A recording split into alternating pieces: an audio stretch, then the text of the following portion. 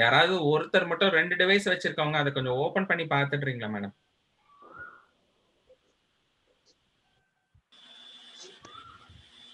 நல்லி madam, நீங்க இன்னொரு device வச்சிருக்கீங்களா? மேடம் வச்சிருக்கேன். ஃப்ளோ வந்துருச்சான்னு மட்டும் பாத்துக்கங்க மேடம். இன்னும் வரல சார். நான் ஓபன் பண்ணிட்டு அப்லோட் ஆயிட்டு இருக்கு. இன்னும் வரல சார்.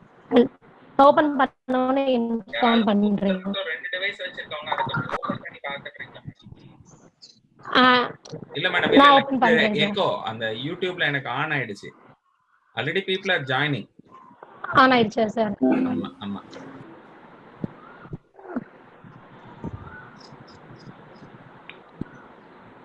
வீடியோ ஓபன் ஆகலையே சார் இன்னும். இல்ல மேடம், ஆல்ரெடி 5-6 பேர் பார்க்க ஆரம்பிச்சிட்டாங்க. நான் மானிட்டர் பண்ணிட்டு இருக்கேன் சார்.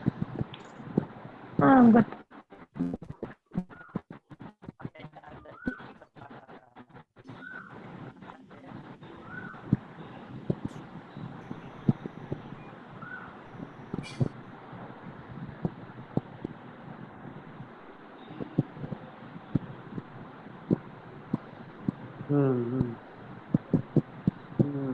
ஓகே சார், வந்துருச்சு சார். It's okay. ஆமா சார், வந்துருச்சு சார். லைவ் நவுன்னு வந்துருச்சு.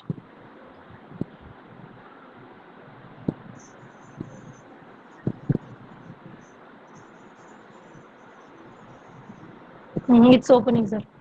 ஓபன் ஆகுதா? 17 people are watching. ஆமா ஆமா ஆமா. ஓபன் ஆயிடுச்சு. It's okay.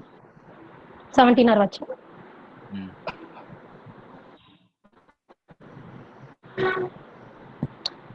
We have another 2 minutes to go on air. Okay sir. I'm able to watch. Yes sir. Fine.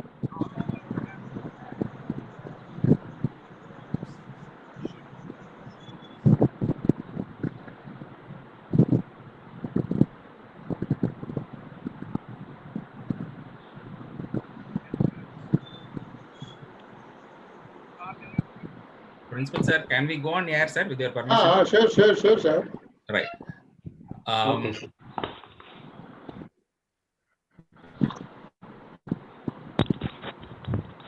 A warm welcome to everyone. With the permission of the management of the INR Janaki College, we herewith start the program on the COVID vaccine development international lecture.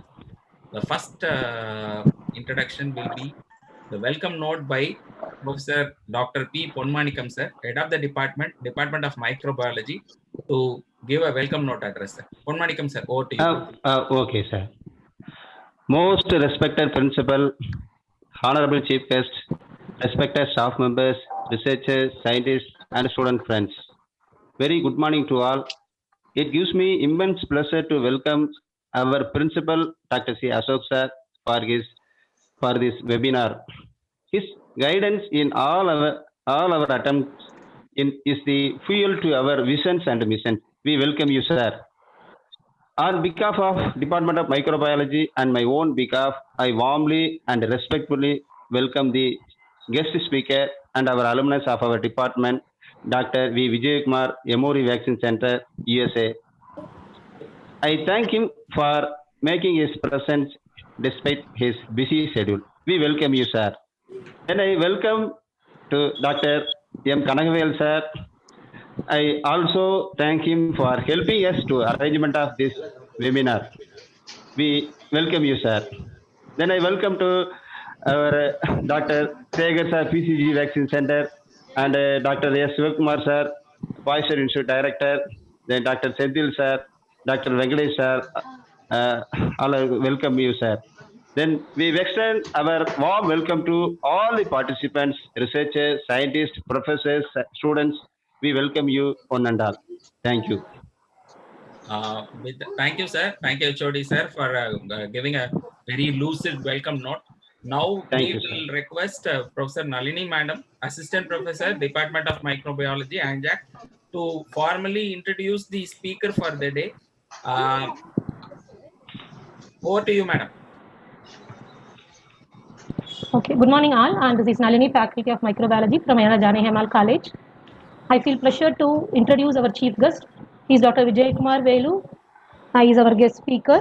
At present, he is working as assistant professor in Department of Microbiology and Immunology, Erkis National Primate Research Center, US, from 2014 to till date.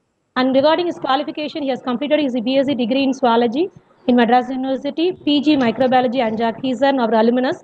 He done his PG during 1998 to 2000, and he has completed his PhD degree in Madras University and postdoc in Emory University during the period of 2005. And then at present, he is a member in different forums like Indian Medical Association, American Society of Microbiology, American Association of Immunology, Theonomics International Private Bangalore, and he is also a scientist committee of SRM Institute of College and Anjak. He has received a lot of awards, particularly highlighting he had got Best Thesis Award during his PG, PhD as well as his postdoc. He has received Young Scientist Award, Young Investigator Award. His focused research area is HIV vaccine. He has done a lot of research works in HIV vaccine, and he is also doing some research in antibacterial immunity, particularly respective to Mycobacterium tuberculosis. And he has published nearly 77 research articles, both in reputed journals and in review articles, and he has made a book.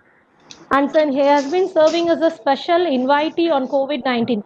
Recently, during this 2020, he has delivered special lectures from March till now in MGR Medical University, Indian Medical Association of Microbiology.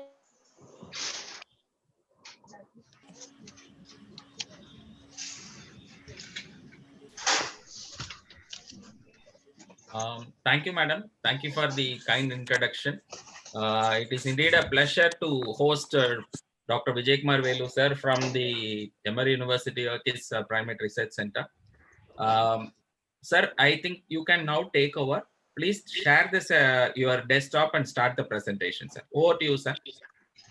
And I'm muting all the faculty for the time being, except Vijay Kumar, sir, with your permission.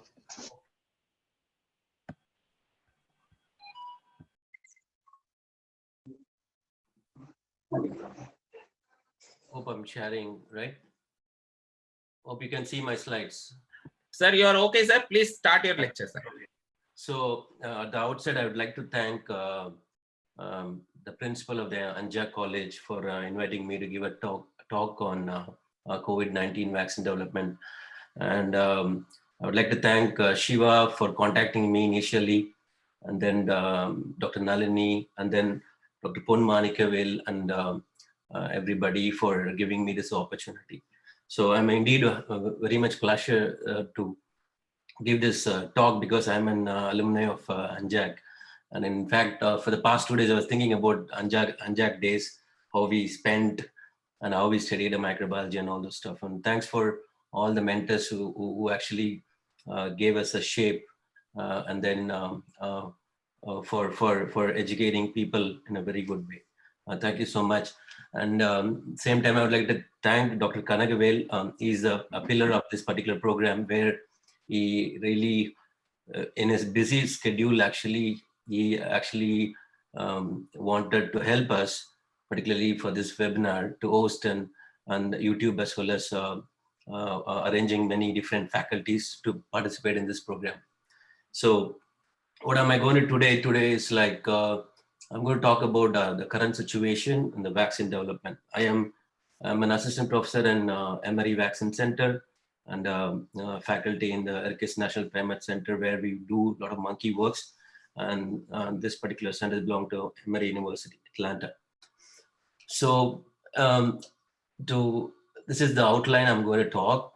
First, I'm going to talk about the brief history of SARS-CoV-2, COVID-19. Clinical epidemiology and transmission, clinical profile of patients and clinical presentations. And I'm going to touch base little about the therapeutics, where the therapeutics have been developed. People are actually developing these therapeutics against COVID-19. And I'm also going to talk about development of vaccines. And I'm going to talk about a success story of vaccines, COVID-19 vaccine in monkey model. A couple of monkey models have been presented. And I'll show some data on that. At the same time, I'm going to talk about the vaccine that are in clinical evaluation. as well as a preclinical evaluation. So brief history of SARS. This is the first SARS in 2002, where, came from China. This is believed to be a cross-species transmission. We believe that this could be from bat to human, or bat to intermediate host, and probably from there it would have got into the human. So this particular infection, they infected, globally 8,000 cases have been infected, and almost 774 death has been reported, and 32 countries have been infected with this particular virus. And then it stayed for almost from November 2002 to July 2003, almost 8 months it was there. And again, it's believed to be the cross-species transmission. So this is the novel coronavirus, and we have 7 coronavirus, out of which 4 usually causes low pathogenicity. Usually they infect kids mostly, and then the other 3 causes higher pathogenicity. As you can see here, the SARS-CoV, MERS-CoV, and then the current SARS-CoV-2. All these 3 causes high pathogenicity. As you can evidence that these 3 actually made a huge hit on the population and a lot of death rate. And the illness is called COVID-19. It's caused by SARS-CoV-2. The reason why they gave this SARS-CoV-2 because this is actually more like the SARS-CoV than the MERS-CoV. That's the reason WHO named this SARS-CoV-2. So it is believed from bats, started late in December 2019 in China, from Wuhan, China, and 25% distinct from SARS. The earlier SARS, about 6,000 nucleotide different from SARS, represents a new clade, very different and indicative of a brand new virus. And again, I see some people are talking about this is a strain, this is not a strain, this is a brand new clade actually. So it's a brand new virus, possibly through cross-species transmission from animal reservoir to a human. Then from China, this particular disease jumped into the world. As you can see, in March 12th, WHO announced this particular disease as pandemic. Almost 45 lakhs people, greater than 45 lakhs people have been infected worldwide. And then almost 3 lakh, greater than 3 lakhs people are died because of this particular virus. Almost 230 countries have been infected with COVID-19, with 84,000 as of now, as of today, 14th, as of yesterday, 14th, 2020, 84,000 cases were found in India, and then greater than 2,600 deaths were reported in India. So I just wanted to clarify that, the very first time when I gave a talk, that was March 17th, that time USA had 3,000 cases, but in May now currently they have like close to 1.4 million. So meaning, within 2 months it spreads that fast. So we need to be careful. We have to be careful, particularly in India. Clinical epidemiology and transmission. Again, this is a clinical prognosis and the recovery. Almost 80% of the people usually get recovered by this when they get infected with this virus. This could be because of the immune system. Out of the 40% was without pneumonia, and 40% with moderate illness with pneumonia, and then the 20%, that is, they really require this oxygen supplement. They are pushed into a category called severe illness and critical illness. And then the critical people who have the underlying condition, I'll talk to you about that underlying condition. Now, those people actually have the septic shock, that is called severe acute respiratory distress syndrome. Once it comes, you'll see a massive organ failure. So they die because of massive organ failure. So mostly 80% will be immune. The 20% is the one that is caveat, where when they have an underlying conditions, they're prone to die, they're prone to death. So this is the common symptoms of COVID-19. Predominantly, you see fever in them, and dry cough and fatigue. These are the common symptoms, and Some of the other mild symptoms are here. Usually almost 50% of case, more than 50% of the case will see these three symptoms mainly. And then it's affect people with underlying medical conditions such as hypertension and diabetes and cardiovascular disease or lung disease. As you can see here, the critical people, they once they go to the critical, when you see them, those people have these types of underlying conditions. So the patients with these conditions are vulnerable and maybe become severe and critical easily. So we don't know right now. People from moderate, they go to severe, from severe to critical. Sometime people from severe, they come back to moderate. It's a play between the immune response and the individual's immunity without any underlying conditions. So this is the age distribution and the case fatality rate. This is again, this is a case from study from the China, where you can see that greater than people who have age greater than 60 years mostly were highly vulnerable for the critical conditions, and you can see that the death rate is very higher in that particular age group population. So again, when you talk about children, we don't have much data on children, and data keep coming, but looks like based on the studies, even children are also getting infected, but then they likely to be asymptomatic people. So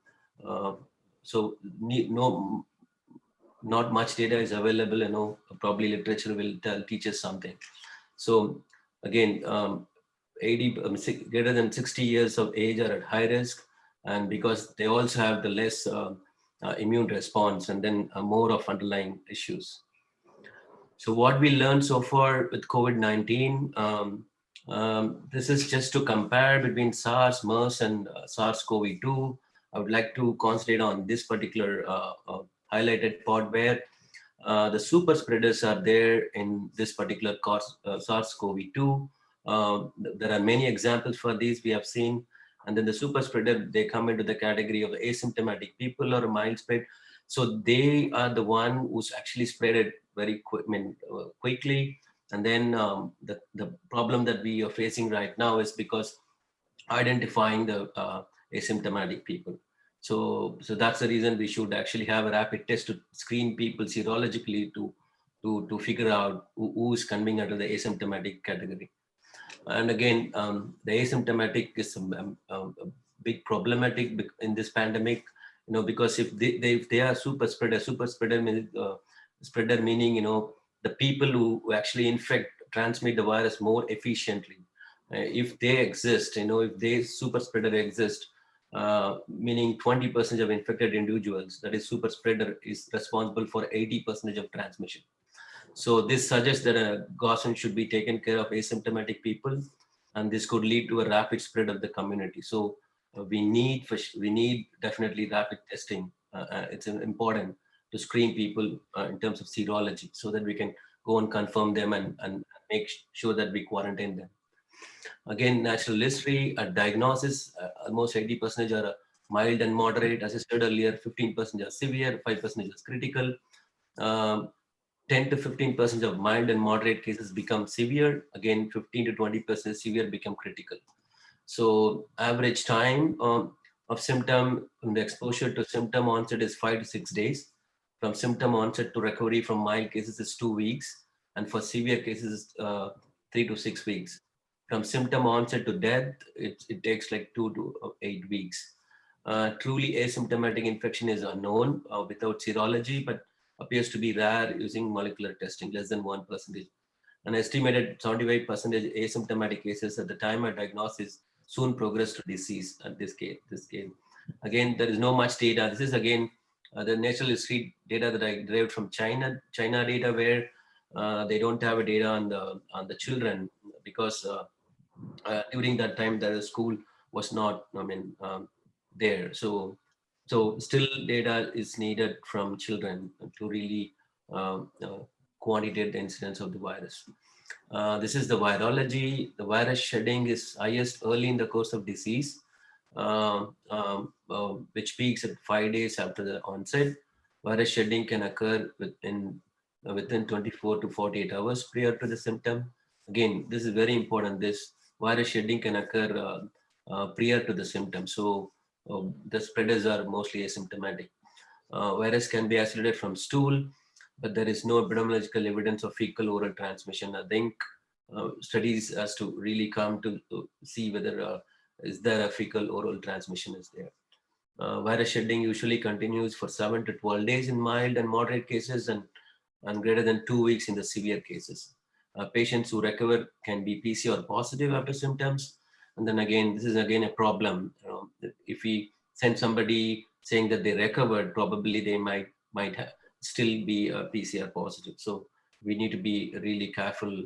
And then you would have to take like close to 28 days to screen them with multiple sampling to make sure that they don't have the PCR positive before they discharge. So COVID and high-risk groups, again, the comorbidity and advanced age increase risk for severe illness and death.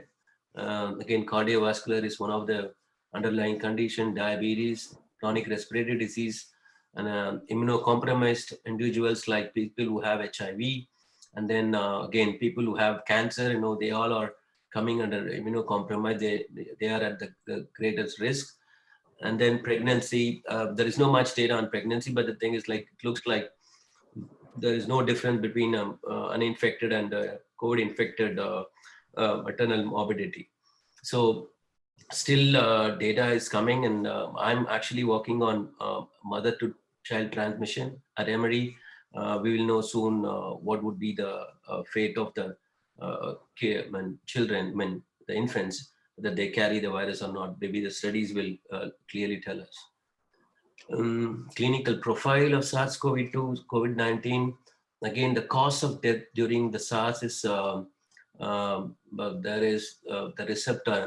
The virus binds to the ACE2 receptor, and when they bind, actually these particular receptors are high in capillary lung, blood vessels, and lung epithelial cells. They express high levels of ACE2 receptor. When the SARS spike downregulates the ACE2 expression, and which activates the angiotensin receptor. So when the SARS spike binds to the ACE2 receptors, it activates the AT1 receptor, so which results in severe acute respiratory distress syndrome. And when you have that particular syndrome, so that really makes you a big problem because of this particular receptor expressed in most of the tissues and different organs. So you will have a massive organ failure when you have this particular syndrome. And then this is the characteristics of patients with COVID-19 infected with pneumonia in China, where this is a JAMA article where they studied 138 hospitalized patients. Here they compared survivors versus non-survivors.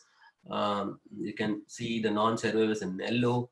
You can see that the non-survivors do not keep the good lymphocyte count. So there is a lymphocytopenia is happening. They have a reduced lymphocytes compared to the survivors. Again, the D-dimer is highly elevated in the non-survivors. And this is an indication of a critical stage of individuals. Again, blood urea nitrogen is higher, very highly elevated during the critical condition. Again, creatinine. So these are kind of a biomarker suggests that immune activation could be a predictor of critical cases. Again, all these markers also tells that there is a massive organ failure. Clinical presentations other than the lung disease, there are a lot of cardiac presentations has been reported without the respiratory symptoms because ACE2 is also expressed highly in the heart. Probably that could be the reason. And then conjunctiva is an alleged route of exposure. It may cause ocular signs. Again, conjunctiva also express high levels of ACE2 receptor. Many abdominal discomfort has been recorded. Viral RNA is detected in stool, and ACE2 is expressed highly in the gut. There are a lot of data coming up that this particular expression is highly in the gut. RNA is detected in saliva, possibly salivary transmission might happen. We don't know. Studies have to prove that as well. And liver enzyme could be a predictor. Again, in the earlier SARS, the 2002 SARS, almost 60% of the patients had a liver impairment. So this could also be a problem, could be a problem for SARS-CoV-2. What are the countermeasures for the SARS-CoV-2? Again, when you talk about countermeasures, there are therapeutics as well as vaccine. What are the therapeutics available? Again, we all know that the hydrochloroquine, this is an anti-malarial drug and reasonably strong against MERS and SARS-CoV-2 in vitro culture. And again, one small study in humans against SARS-CoV-2 from France shows some encouraging results, but actually not well-controlled study. You know, it is with a very small population. And it did not work against the SARS-CoV-1, that is the 2002 SARS. Thought to inhibit early stages of virus entry, but the biggest problem for this particular drug is that they have many side effects like blurred vision, nausea, vomiting, cramps, headache, and diarrhea. So again, just yesterday, NIH announced that they're going to conduct a clinical trial with 2,000 patients with hydroxychloroquine with plus azithromycin in COVID-19 patients. Probably, you know, that gives a good data. We have to wait and see whether that is working. Again, we all also know that the recently there is a drug is working that is called remdesivir from Gilead, from a US company, where they showed that it reduces hospitalization from 15 days to 11 days. So if one is not taking the remdesivir, they still stays in the hospital for 15 days. But when they're treated with remdesivir, they're actually discharged within 11 days or so. That definitely will help the economy as well as the benefit for the patients. So some clinical benefits also there, but still they're planning to conduct a massive study with different combination therapy as well. And this is a nucleotide analog, incorporates into the nascent viral RNA chains and result in premature transmission. Termination of the virus. So again, convalescent plasma, individuals recovered from the infection, actually that plasma can be used as a therapy. Again, this is a very old, century-old method, but the problem is we have still unknowns whether the infected individual produce effective antibodies. And then we don't know how the antibody titers maintains in those individuals.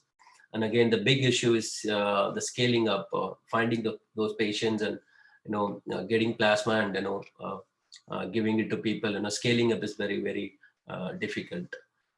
This particular paper is published in JAMA in March 27th. Development of vaccines for COVID-19.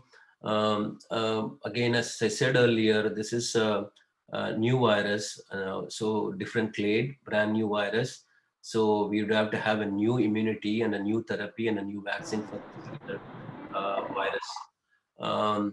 How we develop immunity. Again, in the left-hand side, I'm showing how naturally one can get infected and get immunity. For example, when the spike protein binds to the ACE2 receptor, they're internalized, and then the viral RNA translated into proteins, and then the viral assembly will happen and the viral will get released. Once the viral get released, dendritic cells takes the virus, chop into pieces, and then give it to, present it to T cell and the B cell.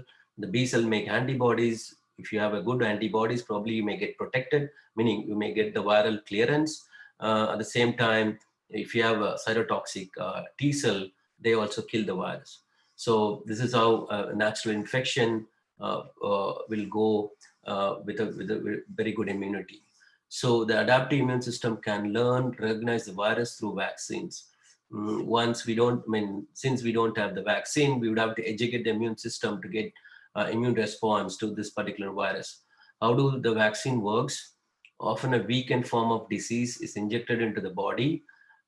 Some vaccines are not injected, but inhaled. Different routes of vaccine can be given. The body thinks the weak virus is threat. It builds a lot of antibodies, particularly the B cell response. Again, this body also may trigger a T cell response. And the combination of T cells and B cell will be helpful to attack the virus when we encounter the virus in the second time. So the antiviral B as well as T cell memory is very important to really combat this virus. So we would have to educate us, as we all know that we have a lot of vaccines available for different diseases. We are educating the immune system so that the immune system can recognize the virus and then they kill them, and so that we can get protected. So the spike protein of coronavirus is the major target of vaccines right now. As you can see, this is a spike protein. It's a crown-like structure. That's when it's called coronavirus. So this particular protein is a major target for a vaccine. Any given pharmaceutical as well as a company, they're trying to make an antibodies against this, so that this particular antibody can bind to the virus so that it won't enter through the ACE2 receptor in humans. Again, there are a lot of array of vaccines are being developed for the COVID-19. More than 100 vaccines are being developed against SARS-CoV-2 across the world. People use virus as a vaccine, weakened virus as well as inactivated virus they're using as a vaccine. Viral vector, like replicating vector or non-replicating vector as a vaccine vector. And they're also trying to do a nucleic acid as a vaccine, like they're using DNA as a vaccine as well as RNA as a vaccine, and then protein-based vaccine like protein subunit as a vaccine, and virus-like particles as a vaccine. So as you can see, the number of vaccine in the development, most of them are protein-based and viral vector-based. So again, when you talk about the immunogenicity, there are pros and cons. Some vaccine work well, but the safety is a problem. Some vaccine is safe, but immunogenicity is a problem. As you can see here, live attenuated is good in inducing immune response, but safety is an issue for that particular vaccine. Like nucleic acid is good in safety, but the problem is that we don't know whether we get a good immune response. So every vaccine has their own merits and demerits. So virus as a vaccines, people use weakened virus as vaccines. So they, in this case, they conventionally weaken the virus for a vaccine being passed through an animal or a human cells until it picks up a mutation. In this case, the mutation might be less virulent, so that this can be used as vaccine. Again, people use inactivated virus as vaccine. In this case, they inactivate them by using formaldehyde or inactivated method to inactivate the virus. And then at least 7 groups in the world are working on these types of vaccines. Viral vector as vaccines, replicating viral vector as vaccines such as measles, weakened measles can be used as a vaccine in this case. And then non-replicating viral vectors such as adenovirus and MVA vectors. These are very good vectors. Many preclinical model has shown that for a different, for example, for HIV vaccine, they show very good immune responses with the adenovirus as well as MVA vectors. At least 20 groups are working on this vaccine. And again, Emory University is making an MVA vaccine for COVID-19. Again, Dr. Rama Amara's group, I did postdoc with him. He's my mentor, postdoc mentor, and he's one of the world's leading HIV vaccinologists. He's working on this vaccine. I'll show you what we are planning to do on this COVID-19 vaccine later. Nucleic acid or can be used as a vaccine. People are using DNA as a vaccine. A company called Innovia is working on this. And then RNA can be given as a vaccine.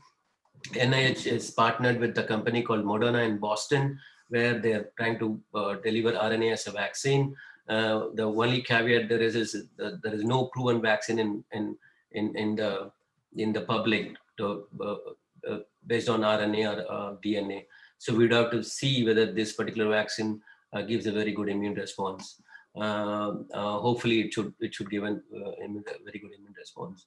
At least 20 groups are working on these type of vaccines. And then again, most of these vaccines encoded viral spike protein. Protein-based vaccine, again, people can use protein subunit as a vaccine, particularly targeting the spike protein or M protein. At least 28 groups are working on this type of vaccine. Most of these vaccines then goes again to the spike protein. Virus-like particle, again, this will give a very good immunogenicity, but the problem is this is very difficult to make. Probably people may get a very good vaccine on this. At least 7 groups are working on this particular vaccine. So this is the vaccine that Emory is doing. This is Dr. Rama Amara. So he works on a different strategy. Prime Boot strategy is trying to do a DNA as a vaccine as well as MVA as a vaccine, priming with DNA or MVA, or either doing an MVA based vaccines for this COVID-19. This particular vaccine is currently tested in mice, mouse model, and then we will get the data soon. We'll let you know soon. So COVID vaccine success story in monkey model. This is the data from China, where they use inactivated virus as a vaccine in monkeys. What they did here is, this is a paper in bioRxiv. Again, this came in Science actually. What they did is they inactivated the virus, and then they gave a vaccine of 2 doses, 3 microgram and 6 microgram, in weeks apart for like 3 doses, like 0, 7, and 14. And then 7 days after the last dose, they gave the SARS-CoV-2, and then they followed the animals for the next 9 days or so. They gave 2 doses, 3 microgram as well as 6 microgram. As you can see here, this particular vaccine made a good neutralizing antibody titer. The titer went up after the 2nd dose. And then you can see that before the challenge, they gave the infection year. Before the challenge, they have a good titer. But then after challenge, you can see that the titer is kind of increasing because the immune response is trying to blunt the virus. This is the data for that particular study. You can see the viral titers in throat swab and anal swab. This red indicates the 6 microgram dose. Blue indicates the 3 microgram dose. You can see the 6 microgram dose actually blunt the virus, particularly in the throat swab. And then there is no virus in the anal swab. Again, if you look at the lung, the red one, you see there is no spike of the virus in the lung. And in the placebo, the green one, you can see they're high in virus in the throat, anal swab, as well as the lung, suggesting that the vaccine can protect clearly. This is in the monkey model. There is another study, actually, just yesterday came. I just want to show that as well. This is a chimp adenovirus COVID vaccine. This is from Oxford, I guess. And then what they show is they prevents COVID-2 pneumonia in monkeys. In this case, what they did is they gave just 1 shot of this chimp adenovirus vaccine with COVID. And then 28 days after they gave an infection, they followed the animals for 7 days. Here you can see the clinical score. Again, they have this 12-day here. And then the bowel fluid and then nose swabs. Bowel fluid, you can see the red one. The red ones are the one that is COVID-19 vaccine. See that there is no much virus in the bowel. Either the, you can see that here in the bowel. But I would like to caution you, but nose swab, still the nose still have the virus. Again, within the lung, within that cavity and the nasal cavity, we see a different variation of the virus. So still you have a virus, but the virus get eventually controlled. So they also show that this prevents a pneumonia in monkeys. So vaccines that are in clinical evaluation at present, this is based on the 11th May. More than 110 vaccines are being developed against SARS-CoV-2 by the various research teams around the world. And almost half of them are from China. And then this particular RNA vaccine is from NIH and Moderna. They are making it. They are in the phase 2. This is from adenovirus from China. This is in phase 2 right now. And then they're also using inactivated virus as a vaccine. They are in the phase 1 and 2 currently. And this is a chimp ad. This is in human. This is by Oxford. They're trying to develop this. And again, these guys are trying to collaborate with the Serum Institute of India to make this vaccine in a huge production. So probably it will be helpful to really make a vaccine for a lot of individuals. Again, the RNA and DNA are being used as a vaccine.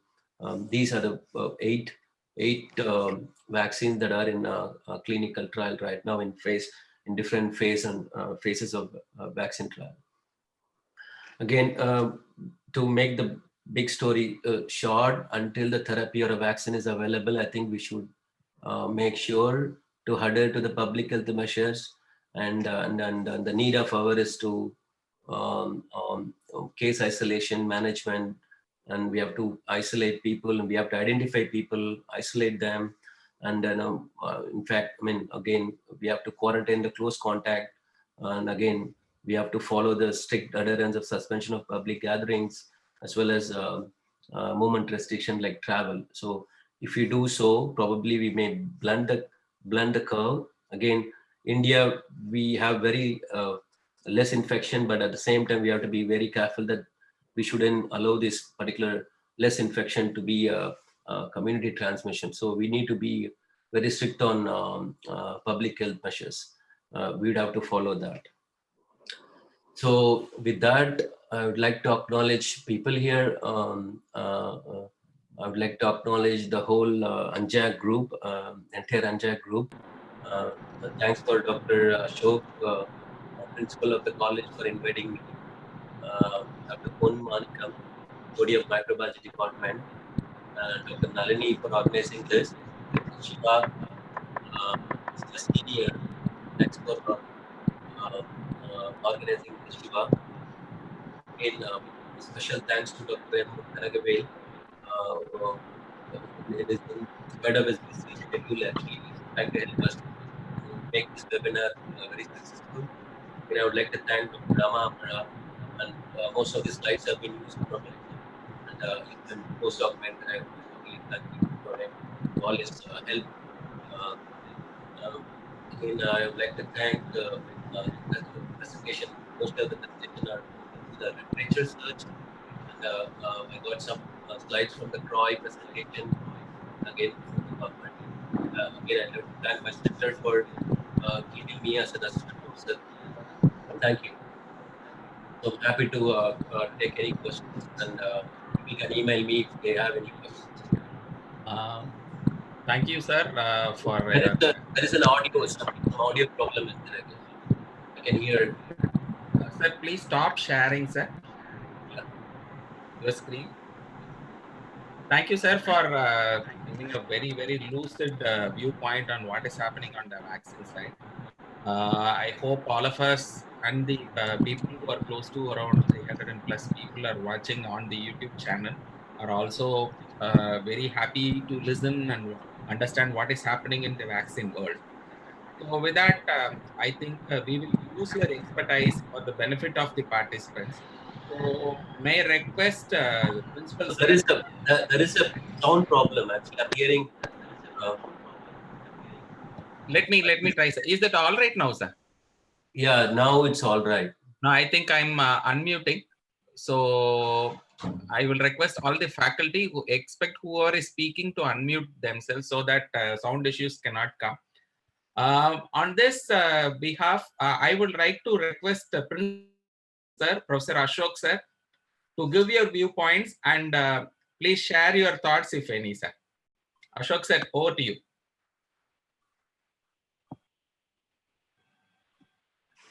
Sir, Ashok sir is not here. Let us start from HOD sir, Pon Manikam, sir. HOD sir. HOD sir can share. We got more information, your presentation, sir. We got more information. Sir, some of the countries are trying herd immunity. What way that herd immunity is beneficial to their people, sir? So the thing is, again, இந்த கலைஞர் டிவில பேசின மாதிரி hurt இம்யூனிட்டின்றது வந்து we have to infect or we have to vaccinate at least 70% of people population. அப்பதான் வந்து we should talk about herd immunity. With this again we have 120 crore people in India, so you have to vaccinate 84 crore people, then only you can talk about herd immunity. So I think it's premature to talk about herd immunity. So I don't think that's going to happen right away. So it will take some, we'd have to have a vaccine for that, then only we can expect a herd immunity. Okay, sir. Thank you, sir. Nalini madam, can you give your comments and you can ask your question, madam. Over to you now.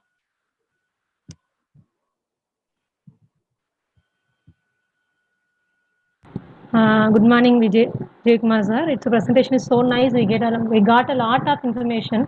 I do have a doubt that I heard in a news. I studied in newspaper that there are some antiviral like remdesivir and favipiravir. Is it effective to the patient, or is it under trial? I heard in a newspaper that remdesivir is going for trial for some patients. Why it is not efficient? Do you have any idea regarding this? No, we don't know that. So can you hear me? Yeah, I can hear you.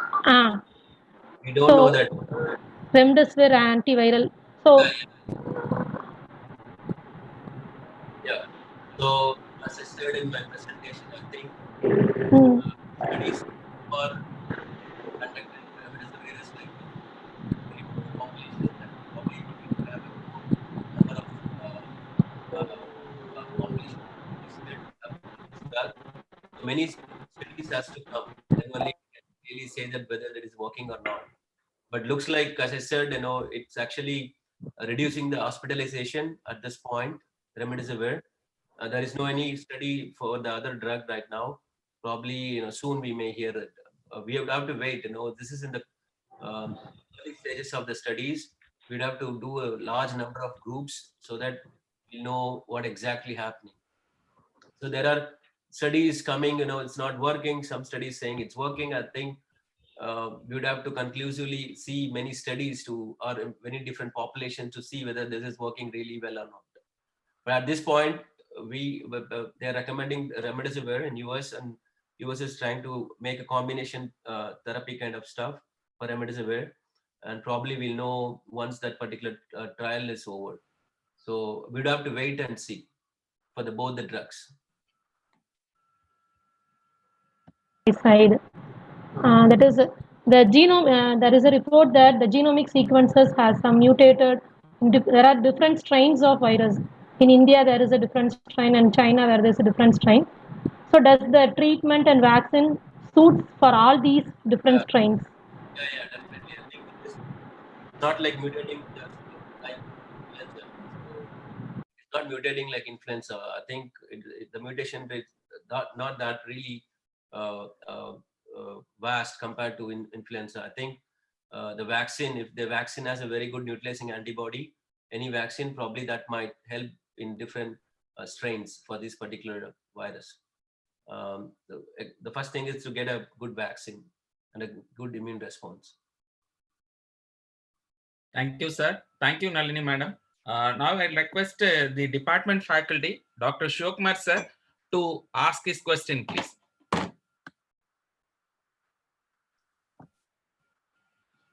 Shivakumar sir? Okay, I think he has some challenges in his audio. Can I request Maheshwari madam to ask her question, please? Please unmute yourself and speak, madam. Sir, how to protect the low immunity person? Any special treatment available? No, at this point, there is no treatment. We'd have to India they were prescribing some Ayurvedic medicine, or I don't know, Ayush kind of stuff. We have to try certain things, but again, now and then we'd have to be very careful. Just like that, we don't know what's happening inside our body. That may aggravate as well. So we would have to be careful. I cannot say anything right now because there is no any proven study. So as a scientist, I think we should be very careful recommending anything to people. Just like that, without a study, clinical trial, we cannot take just anything like that. That is not at all appropriate. Okay, sir. Thank you. Shivkumar sir, Yes, I sir. please sir. Okay, unmute sir. yourself Okay. and ask your question, sir, please. Okay, sir. Okay. Hello, Vijay Kumar. Nice presentation. Thanks, Shiva. Okay, two more questions. Simple question. Why our Indian people is highly resistant than foreign people? Because of death rate is very, very small when compared to foreign countries. After 2 months lockdown. Okay, what is the reason behind that? Is there any immunity? No, I compared to, think people are talking. The genetics could be different. அதை பத்தி பேசிட்டு இருக்காங்க. Climate is different. அதை பத்தி பேசிட்டு இருக்காங்க. But nothing has been proved yet. Again, people are talking about BCG vaccine. United people அதிகமா இருக்காங்க இந்தியால. So, but BCG trial is going on with COVID-19. But until or unless any data comes, peer-reviewed data comes, we cannot say at this point. But thank that we didn't have much infection compared to other part of the world. Illana, we can't afford this. So again, prevention is better than cure. We'd have to prevent. So we have to stay home to not to get the infection. So the strict, if we follow that, probably we may really dampen the curve, and it will be very. If it's spread, it's going to be, as I told when I was talking very first time about COVID-19. That is, I think March 27th or 17th. That time US only had 3,500 cases. But today, what?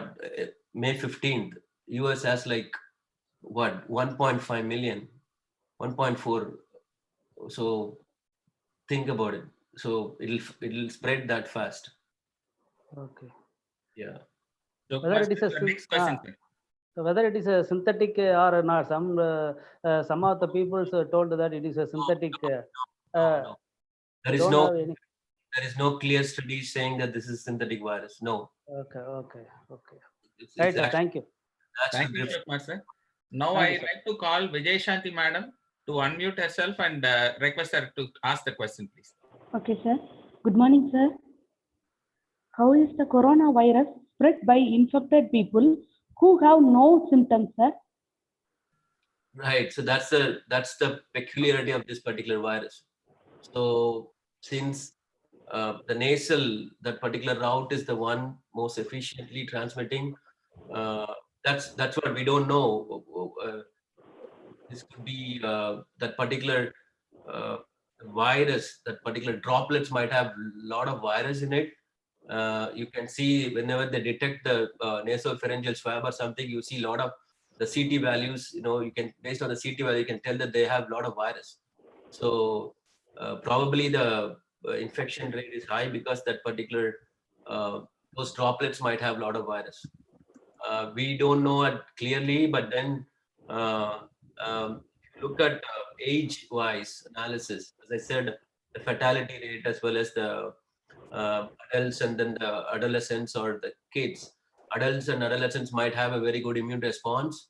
They might keep the virus into the, like, they can control the virus, but at the same time, initially during the infection, they could easily spread the virus to the elders. So the elders get very, like when they have greater than 40, 50 years old, they can get the virus. They might not have a good immune response. So these are all combination factors. The viral load is droplet viral load is a factor. Health is a factor. So all these will affect, again, this is a new virus. We have to have a very new immunity. Vijay Shanti madam, your second Okay, question, please. Sir, no, sir. Thank you. Thank Sir. you, madam. Thank you. Now I request Dr. Mahendran sir from Anzac Microbiology to ask his question, sir. Mahendran, over to you, please. Sorry, sir, nice speak, sir. Very useful one, sir. Sir, my question is, COVID-19 single standard RNA virus or double standard RNA virus, sir? RNA virus.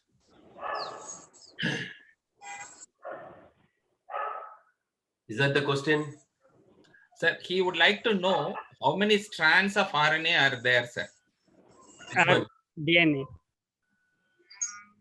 I think this is single stranded RNA. Mahendran sir, any other questions, sir? Okay, thank you, sir. Thank you, Mahendran sir. No, sir. Now, thank you, sir. Now we request Munusamy sir to unmute himself and ask the next question, please. Munusamy sir. Yes, sir, it's a nice presentation. He narrated the current scenario of COVID-19 vaccine development. In an article, they reported that angiotensin converting enzyme 2 is mostly affected by the COVID-19. Is there any drugs available for this boosting of this angiotensin converting enzyme, sir? Any drug available? There are a lot of drugs available, but we don't know as of now until or unless there are a lot of drugs available. There are naturopathy also. There are a lot of food products, been shown to see increase this angiotensin system. But then we would have to try. At this time, this is just like 5 months old virus. We have to try. Without that, I cannot comment on it. But there are a lot of drugs to inhibit the ACE2 receptor as well. But until or unless we do the proper clinical trial, we cannot say anything. Okay, sir. The next question is that the youngsters, that is the below age of 3, they won't affected by COVID-19. Is there any reason or any reports are not available regarding this one? So the thing is, I think there are a lot of reports needs to come.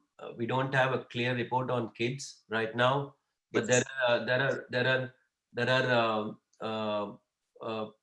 believes that other coronaviruses that I showed you in the less pathogenic viruses might have infected them. That might have occupied the ACE2 receptor because that might not allowing this one. This has to be showed clearly. We don't have the data right now because people are talking this could happen, but until or unless we know a clear study showing that particular pattern, we cannot say anything. But again, we all know that the other coronavirus, we all are exposed to other coronaviruses, right? Like it'll also have a flu-like symptoms. So we gone through that, but then if the kids has more of that, probably that might not allow the real COVID too. COVID-19. Myth and the belief that people have, but probably until or unless we have a study, clear pre-reviewed studies available, we cannot say anything right now. Again, okay, sir. Thank you. That could be a natural thing that kids can really protect. We don't know until or unless it comes. We cannot say anything. Okay, sir. Thank you, sir. Munusamy sir, thank you so much for your question. Now we move on to Dr. Sivashankar Narayani, madam. Please unmute yourself and ask your question, madam. So thank you, sir. Thank you for your nice presentation. Sir, can you hear me, sir? Yeah, I can hear you. Okay, sir. Thank you, sir.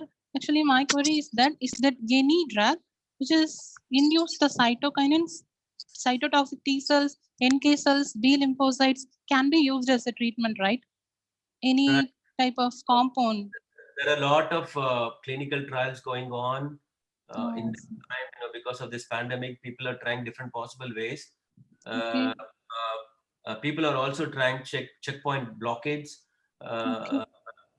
Checkpoint blockade meaning like the PD-1 blockade, certain JAK-STAT inhibitor. These are all in the clinical trial. People are trying to really trying to use drugs that actually reduce inflammation to see whether it's effective or not at this point. I think that will help actually. Sorry, sir, I can't hear you. Hello?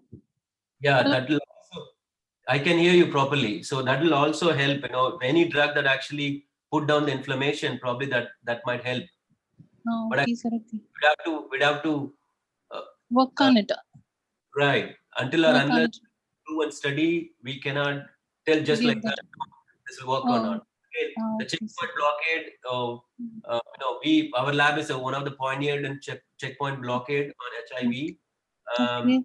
feel, probably if we break that exhaustion, probably that might help.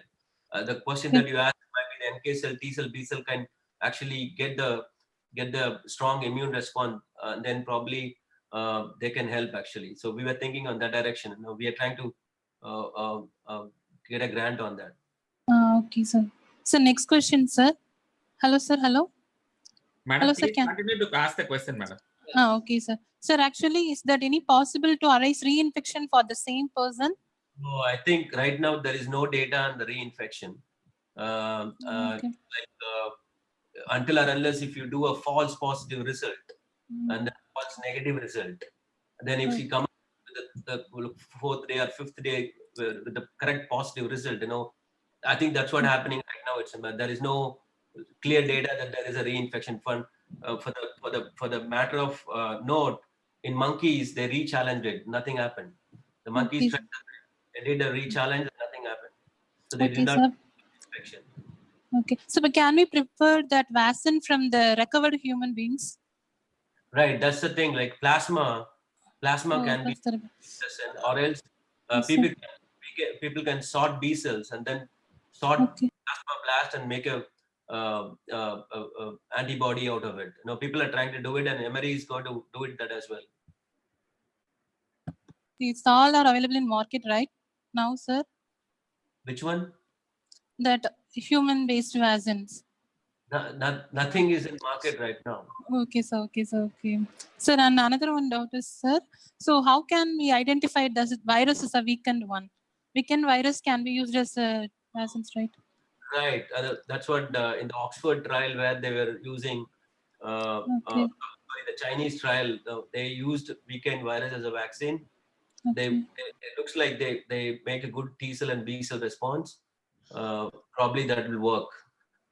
Again, we would have to have a proper human clinical trial for that to decide. So these are. Hello, sir. Hello. Madam, please ask your question, madam. Okay. Sir, actually, sir, what is the Vaccinia ankara, modified Vaccinia ankara? Yeah, this is a Vaccinia. They passaged it so that they took away all the pathogenic genes of the Vaccinia. So that's what it called the modified Vaccinia ankara. Okay, it was combo with DNA prime and it can be used as a booster. Right. So right now we are trying to have actually my boss, as I mentioned, Dr. Rama Amar is working on it, and we have a vaccine for HIV. We are trying to do this in monkey model. This looks good in monkey model. Probably be the same for human as well. Sir, okay. So thank you, sir. Thank you so much. Thank you, Shankar Narayan, Shivashankar Narayani, madam. May I request Dr. John Wilson, sir, to ask his question, please? Yes, sir. So it's me, Dr. John Wilson. Good morning, sir. So my question is a plasma therapy done by use? What is it? Plasma therapy done in use? Yeah. They're actually particularly in the Dr. Kanagve will know this, because of that. Avanga per na marandita. Professor Muttalagu from Mass General, UMass. Yeah, UMass. I think she is actually doing it. That group is doing it actually. So they are actually contacting the recovered people and getting plasma right away, and then trying to infuse those plasma to the critical patient so that they can get rid of the virus. So it's actively going on right now, except the fact that the people who got infected have to come forward to give the plasma. Again, so what's the success rate of plasma therapy? I don't know that, right? I don't know the data yet. So I can't see the success rate. But again, we have to be very cautious because we don't know whether the infected people has the right amount of bodies to really dampen the virus in the other host. So we need to be careful on it. So what the question is? She was telling that she has not looked at the titers, right? Dr. Kanagvel, sir? Sir, to briefly chip into this question asked by the faculty, sir, it is still considered as a very limited trial. And trials are approved for already people who are doing plasma-based therapy for leukemias and other things, where the non-responders to the conventional therapies are only given plasma therapy at this point of time. Right. Still, as you rightly pointed out, the desired concentration or the desired immunogenic substance from the donor has been not very clearly quantified, which segment of the plasma is truly helpful. Because the challenge which very recently, yesterday we were discussing was having a new plasma that is apart from the respective COVID immune helper. The other things also pose a challenge to your already immune challenged person who's getting the brunt of COVID-2. So they are telling we have to regionalize the donor plasma to a very specific zone, or probably at that particular bandwidth of group of plasma alone has to be segregated. So at this point, they are working on diversification of the zone of selection. That is what is the very recent information, sir. But I am sure it is not still going to be a very uniformly approved therapy at this point of time, sir. John Wilson, sir, I think you can ask your question. I think you have one more question to go. Yes, yes. One more question is there any positive correlation between the temperature and the COVID positive, sir? So, I don't think so. Again, there is no clear studies available. See, the thing is like the droplet might be dehydrated once you have a temperature, high temperature, but then there is, again, studies are not there to really clearly point out. Studies are there to show that they are they spreads in they stays in the air for a while, as well as they stays in the different surfaces, like in papers or in the plastic surfaces and metal surface and all. But the temperature study has not been shown clearly. So again, we need a lot of studies to come to really get to know about this virus. thanks, sir. Thank you, sir. Thank you, sir. Now we have two important guests. So because the host institute takes the priority, we finish with the faculty of the host institute. We have two senior person who has been with us from the beginning. We have Professor Raghu from the BCG Research Lab from Chennai and Professor Shivakumar from the Pasteur Institute, Kunur, we have on board. May I request Professor Raghu, sir, from BCG Lab, Chennai, to give his comments and ask his questions, sir. Over to you, sir, please.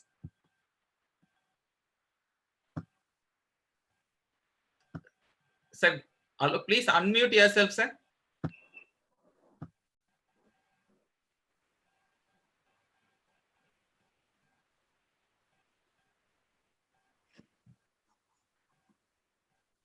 I think we have some challenge, sir. I will go to Director Pasteur Institute and come back to you, sir. Please allow me to do that. Shivakumar, sir, from Pasteur Institute, can you please unmute yourselves and ask your, first give your comment and then you can ask your question, sir. Thank you all for this wonderful opportunity to participate in this webinar. Sir, maybe you need to come little closer, sir. Your mic, please. First of all, I would like to thank your college to allow us to participate in this webinar. Thank you very much. And the presentation is very good. I'm having few questions to Dr. Vijay. Yeah. Hello, Dr. Vijay, how are you? Good, sir. How are you? We are good. One small thing, actually. My colleague, Dr. Shekhar, he is leading our R&D. He has a small question on this. I can't hear it properly. So can you be please louder, sir? Yeah. My colleague, Dr. Shekhar, he is having small questions. So I'll hand over this to him. Sure.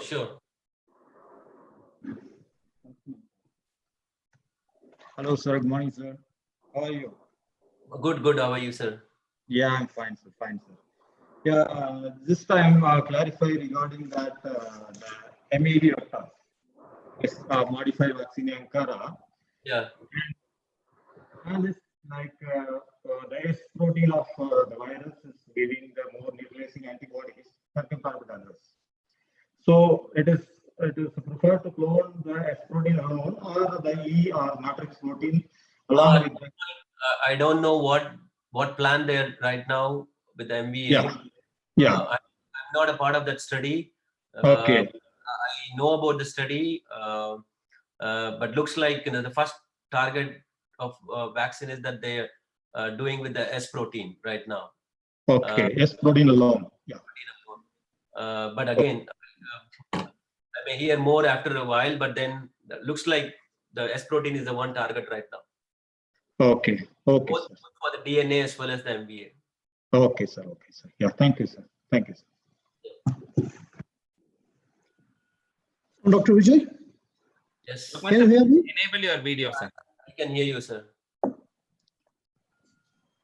Yes, sir. Can you hear me now? Very well. Please go ahead. In case if you are developing some protein, we want to develop some antibodies experimentally. Is it possible to test at your lab? Not in my lab, probably in my boss's lab. I have to check with him. Yes. We can. I'll mail you officially. I will send an official mail. Sure. Since you are from Passion Institute, probably I can give him my email. I mean, give him your address and then exchange those emails. Probably that will help you. Thank you, doctor. Take care. Thank you. Thank you, Shivkumar, sir.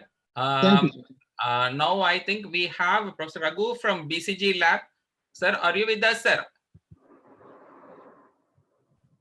Professor Raghu, I think he's, sir, are you with us? Okay. I think now in the meantime, there have been few questions which have been asked in the participant group.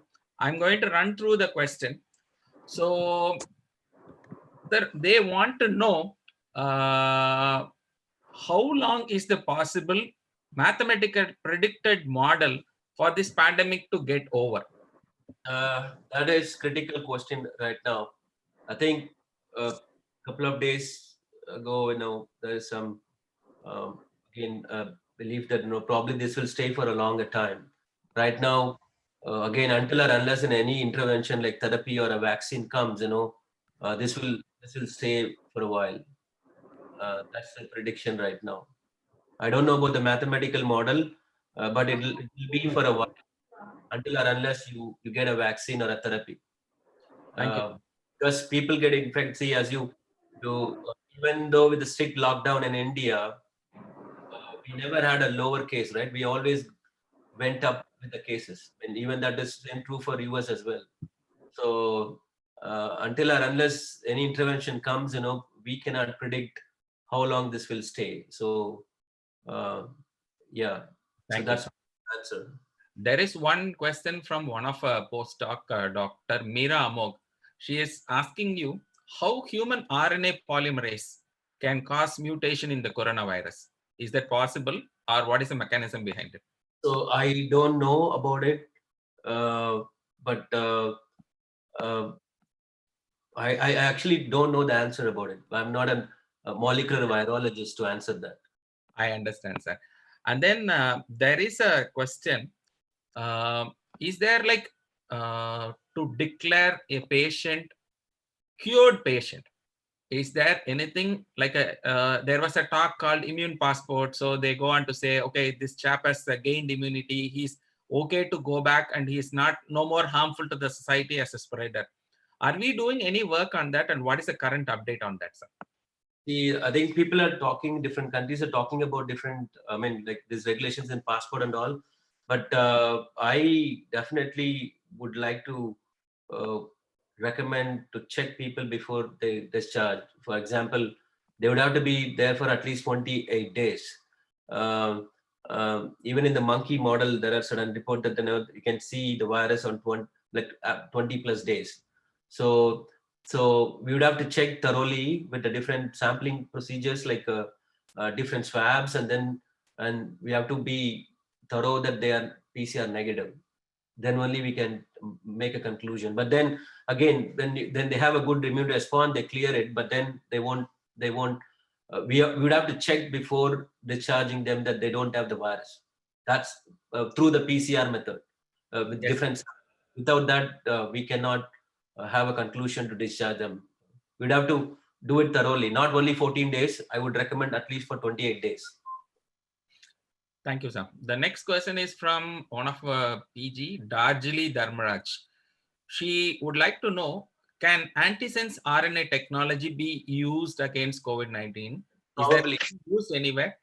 People are trying different aspects. I don't know anybody working on the antisense RNA, but probably studies might come. But as of, I don't know about that particular technology being used in this vaccine or not. I don't know that yet. Thank you, sir. There is one student by name Iniya Tamil Tender. She would like to know, what about the mutated strains of COVID-19? Does it mean the to be produced vaccines, which is mainly oriented towards common strain, will continue to be effective for future mutations? So see, the thing is, mutation go different in both the side. Mild can go to wild can go to mild. So we right again, the lot of sequence studies has to come to really confirm this particular pattern, whether the mutation that or people say that India has a less virulent and all the stuff. We don't know that yet. Based on a sequencing data, we cannot say that it is a less virulent or a more virulent. We cannot say that. Studies has to come, comparing different regions, different pockets of the world. Then only we can actually say something evidently. Thank you, sir. And then one faculty by name Professor Ajita Ravichandran. She would like to know, what are the primary challenges or restrictions which you face currently or you expect to face during the development process of vaccine for COVID? So there are a lot of challenges, right? Like we always, I mean, again, for 40, almost close to 45 days, we are locked down. We are at home. I mean, only with the permission we go to lab and work. At the same time, you are not exposed to the world. Mentally, we have a problem sitting at home and all. There are a lot of challenges. Again, everybody has different types of challenges. At this point, I can say the biggest challenge is to get a vaccine. We would have to get it very quickly, or the treatment, so that it can help people at this point. And then I would like to try different things, to really to have an impact on this particular virus. And again, world is doing that. They are trying particularly US is funding in different levels to really get to know about what are the other strategies that can actually work in this COVID-19. So the challenge is really to make a good vaccine or good therapy. And again, we all are in lockdown. We'd have to be mentally should be stable to combat this pandemic. Really a pragmatic answer and approach towards this. The next question is, I'm not sure she is a postdoc or a faculty, Madam Kavita Dandapani. She is asking you, can you please tell us about the post-infective immune status? Like people who have cured, okay, are we assured they are okay? Like, or do they still expect is there a possibility of a recurrence in them also? Cure, is it fine to tell that they are safe? That's a preliminary question. So at this point, I can say that there is no recurrence of infection is happening, but at the same time, there is a paper from Emory in bioRxiv where they looked at the system of the individuals who are exposed to the virus. They have a very good correlation between the binding antibody as well as a neutralization antibody, suggesting that at least greater than 90% of them are correlating, suggesting that the exposed individuals are actually generating a good neutralizing antibody. So I think that is a good evidence, and probably they have a very good, exposed people have a good immunity, particularly the B cell response. Thank you, sir. Then there is a question from Gangadhara Prabhu. So what he goes on to ask is, this virus has started from a sort of a winter country or a colder climate, but it looks like it is moving to temperate and warm countries and cold countries in a different perspective. Is there a rationale behind the spread pattern or the increased incidence in certain countries towards the specific zone? Do you have any thoughts about it, sir? Again, the temperature question is all are like kind of an hypothetical right now, but there is no any clear study on that. And again, when you look at the pattern, it's again compared to December to now, still we have a different pattern of temperature in the country, right? So, but still we have more infection. So we cannot account for a temperature, and I think unless there is a clear data, we cannot say that the temperature is influencing the virus. That is, we cannot say that until or unless we know for sure. So thank you, sir. Thank you. And then next question is from Dr. Nitish Kannan. Are there any other proteins in the virus to develop as a protein-based vaccine, or only the receptor binding protein is at present targeted for making the protein-based vaccines? People are trying M protein as well. So there are different, they're working on both T cell and B cell based vaccines. At this point, I think most of the people are working on spike protein. And then some people are also working, companies working also for the M protein. Dr. Shekhar, sir, from BCG lab, are you with us, sir? Shekhar, can you hear me? Yes, sir, Yeah. very well, sir. I think your audio is now good. Dr. Vijay, this is Professor Shekhar. He is from the BCG Research Center at the from Chennai.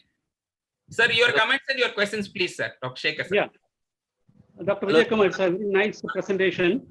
Thank you. And as you have told, can you hear me, Dr. Vijay? I can hear you properly. Yeah. As you said, there is an ecological report that BCG vaccination offers some protection, but still there are some experimental work going on in countries like Australia and Netherlands, as you have pointed out. But there are, as I know, there are some animals which can be infected. I mean, it can be infected with the COVID.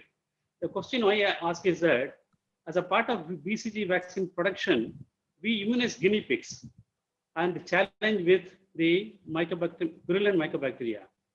I wonder whether that animal model, wherein we immunize the guinea pig with the BCG, what we conventionally produce to attain immunity, whether such model can be used for challenge with the COVID.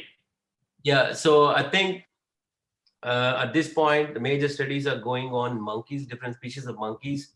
They're exposing the virus. So one of the good model right now is like marmoset as well as the rhesus monkeys. Again, rhesus monkeys still, people are working on it. If that particular virus, this particular virus infect the guinea pig the right way, probably we can use that as a model. At this point, I don't think any studies shown that SARS-CoV-2 have an established infection in guinea pig. If that is the case, probably we can use that.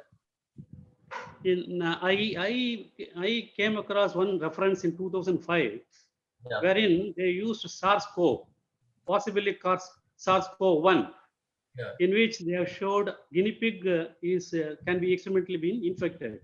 Whether any information is available on SARS-CoV-2, that's what my question is. I don't think so. I'm not aware of something. I can check right away.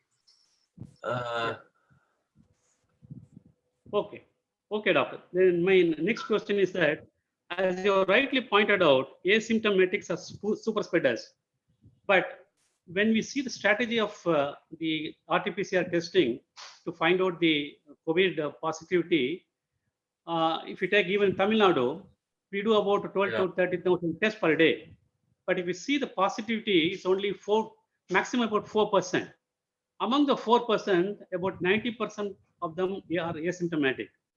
And in a country where the population is about 130 crores plus, whether we can do the RT-PCR test for all the population to find out the asymptomatic, which is not feasible operationally, as we all know. And you alternately suggested serological studies can also be done. If that is so, what could be the ideal marker to pinpoint that these people, asymptomatics, can also transmit the infection? For answering your first part of the question, so the first part of the question is about the infection rate, right? Yeah. The first part, right, sir? Yes, because most of them are asymptomatic, and most of them turn to be negative also, because most of the tests are done among the contacts are the index cases. If that is so, whether the strategy of same RT-PCR can be continued, right, or as you alternately said, serological tests. So I think, sir, that there's an issue of economy as well here in this question. So you cannot do RT-PCR for everybody right now. I think they're charging 4,500 rupees or something. Exactly. But what we should do right now at this stage, at this point in India, with the massive population, is that we should have an effective rapid test. First, we should have a serological test. You cannot go and you cannot do a contact tracing and do RT-PCR for all of them. Okay. Exactly. Rather, what you should do is, if you have a contact people, you should go and screen them for IgG and IgM to know in which level they are in, which status they are in, whether they're carrier or they're a cleared infection or they're asymptomatic cleared infection. So based on the serology, maybe we should move forward with the RT-PCR. I think that is most economical as well. At this point, if we try to do RT-PCR for everybody, it's going to be a big economy, devastating thing will happen. I think we have to screen serology first and then go for RT-PCR. Again, RT-PCR is must. I'm not telling we shouldn't do RT-PCR, but the same thing, we have to be selective in doing RT-PCR, not for the contact tracing and all. First, we should screen them with a rapid test or a proper ELISA test. Okay, sir. Thank you. Thank you very much. Thank you, coordinator. Thank you so much. Thank you, sir.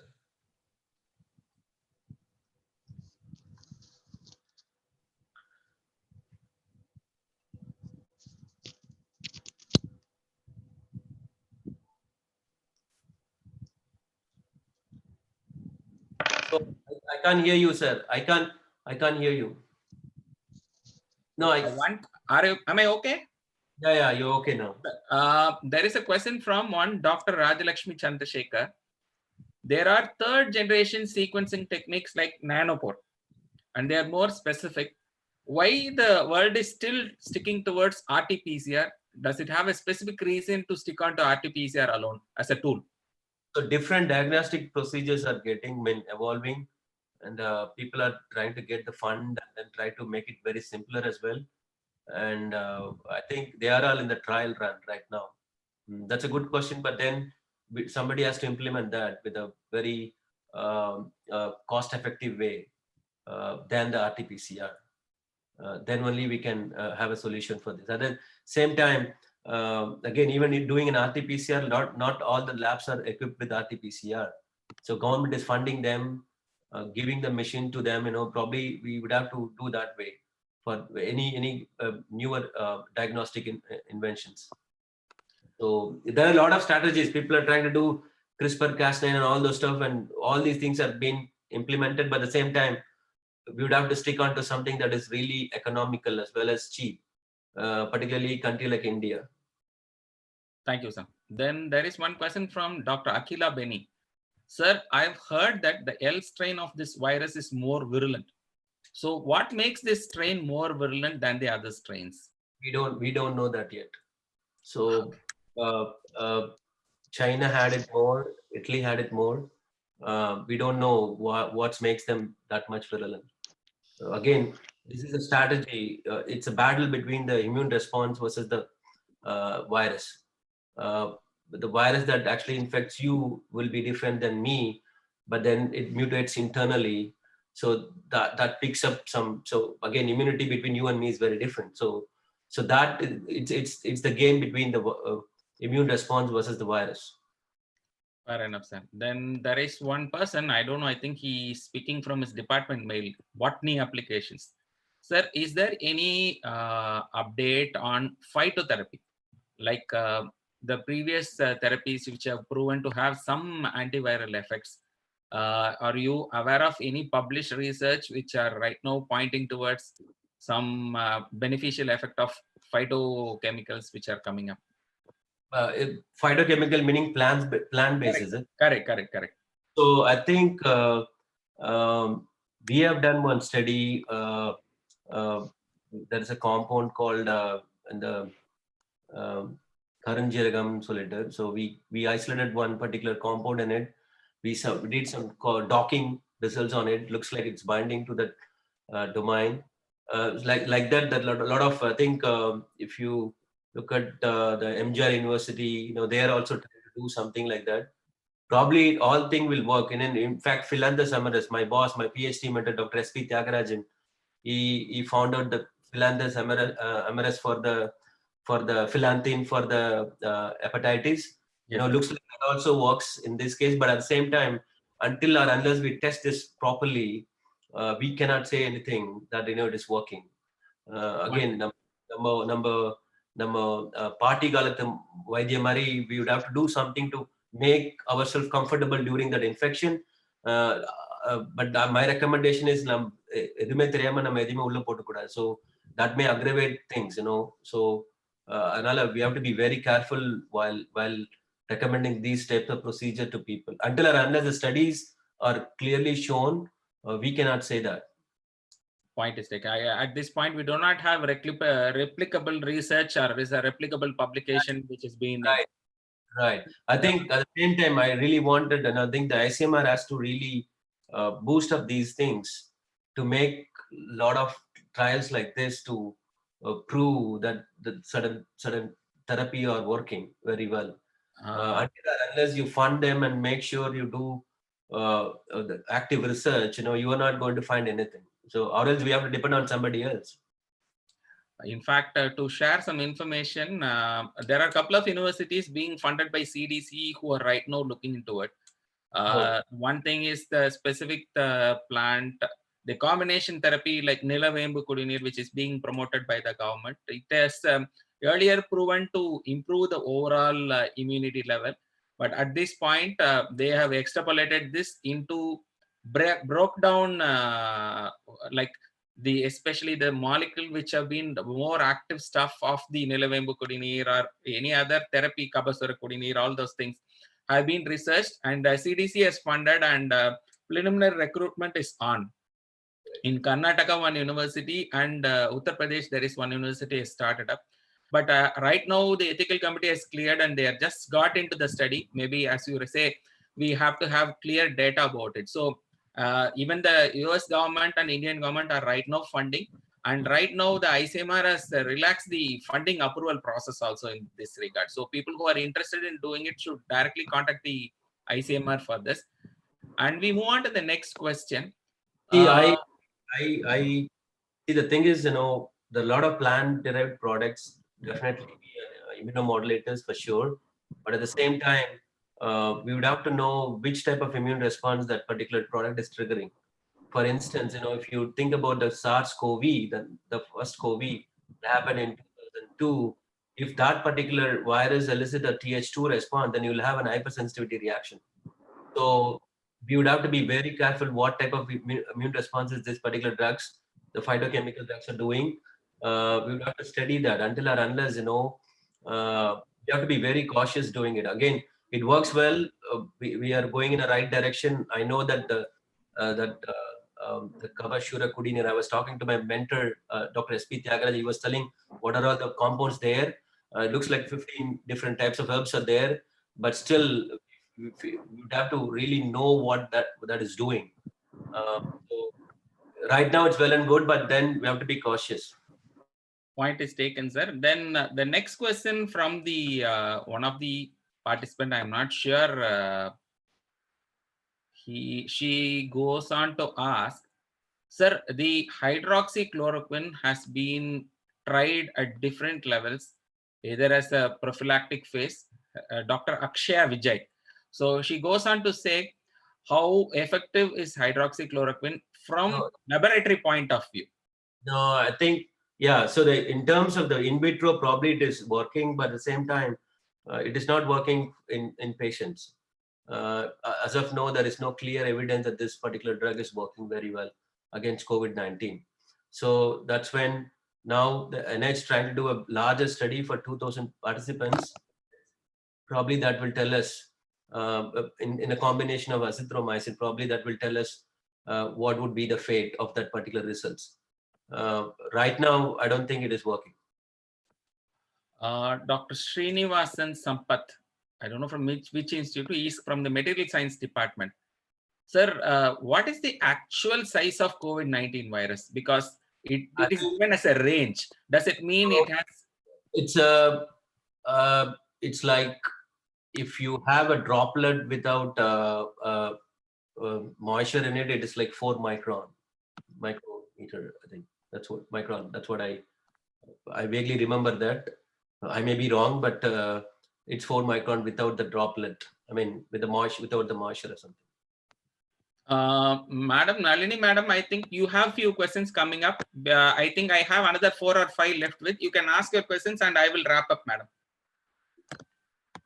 Nalini, madam. Okay, I think she's getting ready. At this point of time, there is a question from one of the faculty.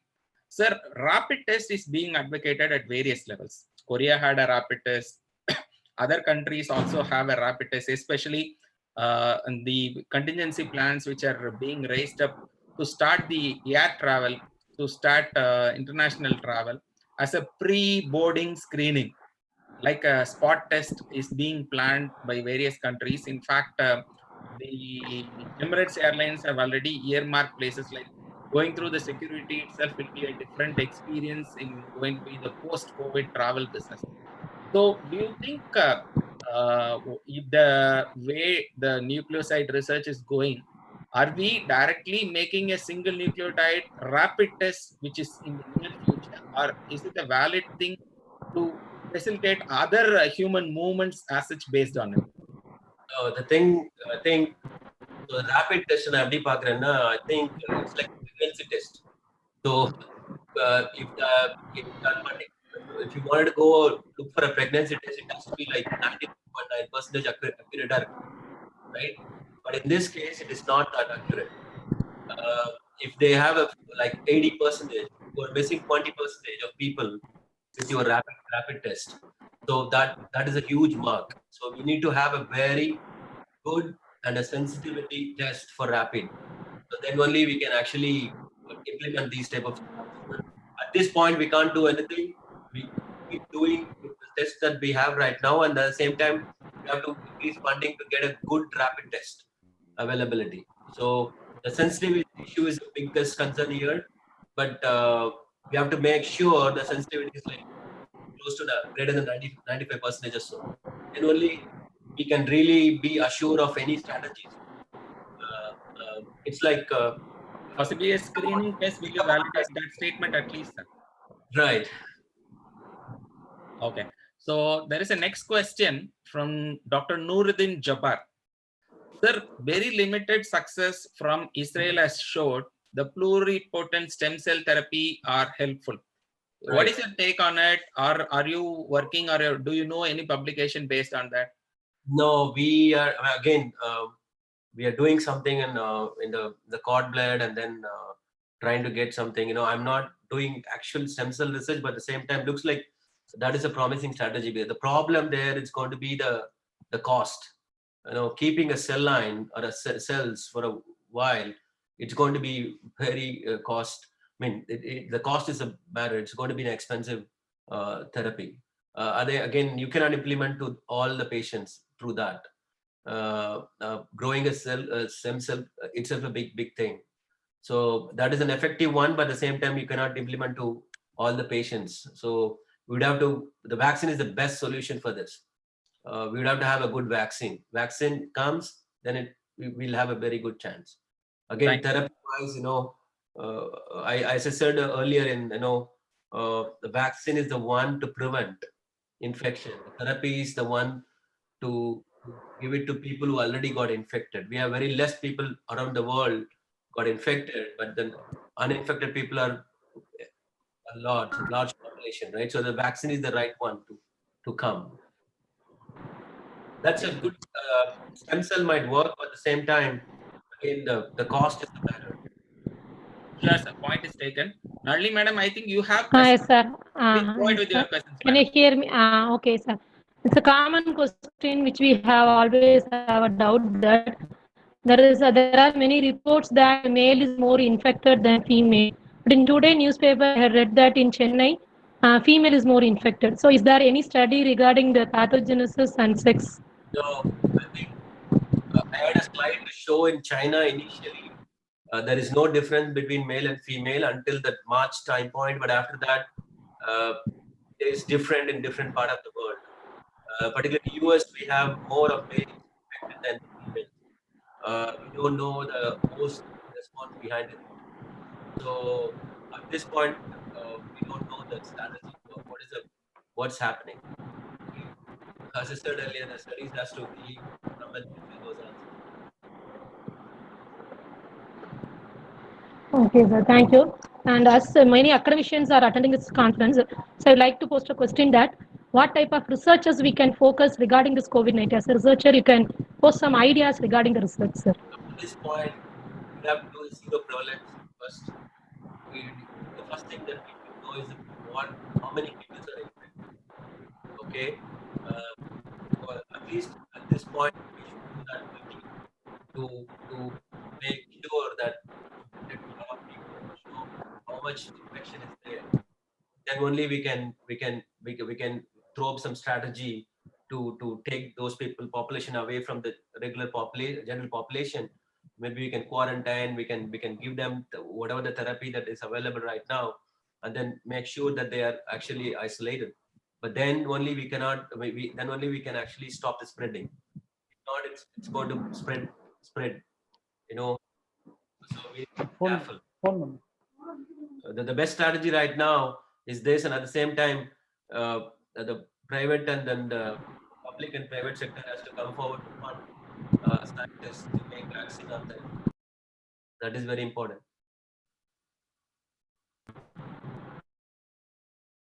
My another question is, according to your view, how long will it take to release the vaccine, sir? So it will take 8 So months. it will be successful, or what is the opinion? So it will take 8 months to 12 months, but at the same time, US is trying to do fast track these things. Right now, most of the vaccines are in phase 2. They have to go phase 1, phase 2, and phase 3. So they actually cross the safety phase 1 safety thing. Though probably it will take another 8 months to 1 year, but 12 months. But some probably if it works well, and then if they fast track it, probably it may come even sooner. But at this point, we cannot pinpoint it's going to come in this month or so. What will the success rate of the vaccines? We don't know that, right? Like people are in phase 2 trial right now. So phase 1, phase 2, phase 3. The difference between these three phases is the number of individuals getting tested. So we would have to see how the efficacy is between the large population. Once we see a good efficacy, probably that might determine everything. So people are doing it. Once we get a good knowledge about that, probably then only we can answer to that question.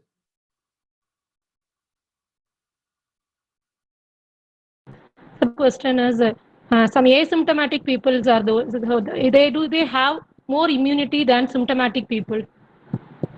Asymptomatic people, do they have more? That's a good question. There is no right comparison right now, as shown clearly, between asymptomatic versus symptomatic. But the problem, we can say that the convalescent people might have a good immune response than the chronic, than the severe patients. At this point, again, we are in the learning curve right now. We don't know the answer right now. So, but that's a very good question. So,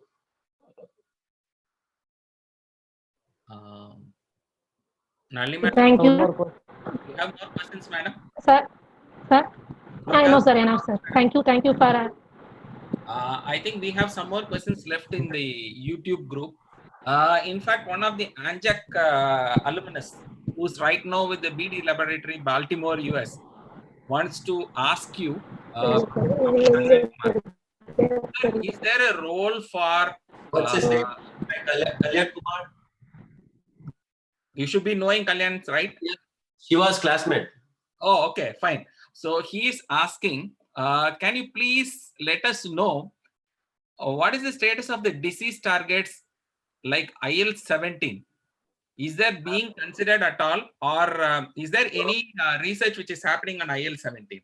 Right. So I think Kalyan is my very good friend actually. So Kalyan, right now people are trying to look at different aspects of it. Again, Right now, I think looks like they were trying to put down the IL-6. They're trying to block the IL-6, and then people are trying different strategies to block different cytokines. In fact, to block the cytokine storm. Looks like that the IL-6 is the major thing that actually popping out in different studies, that these people have a lot of IL-6.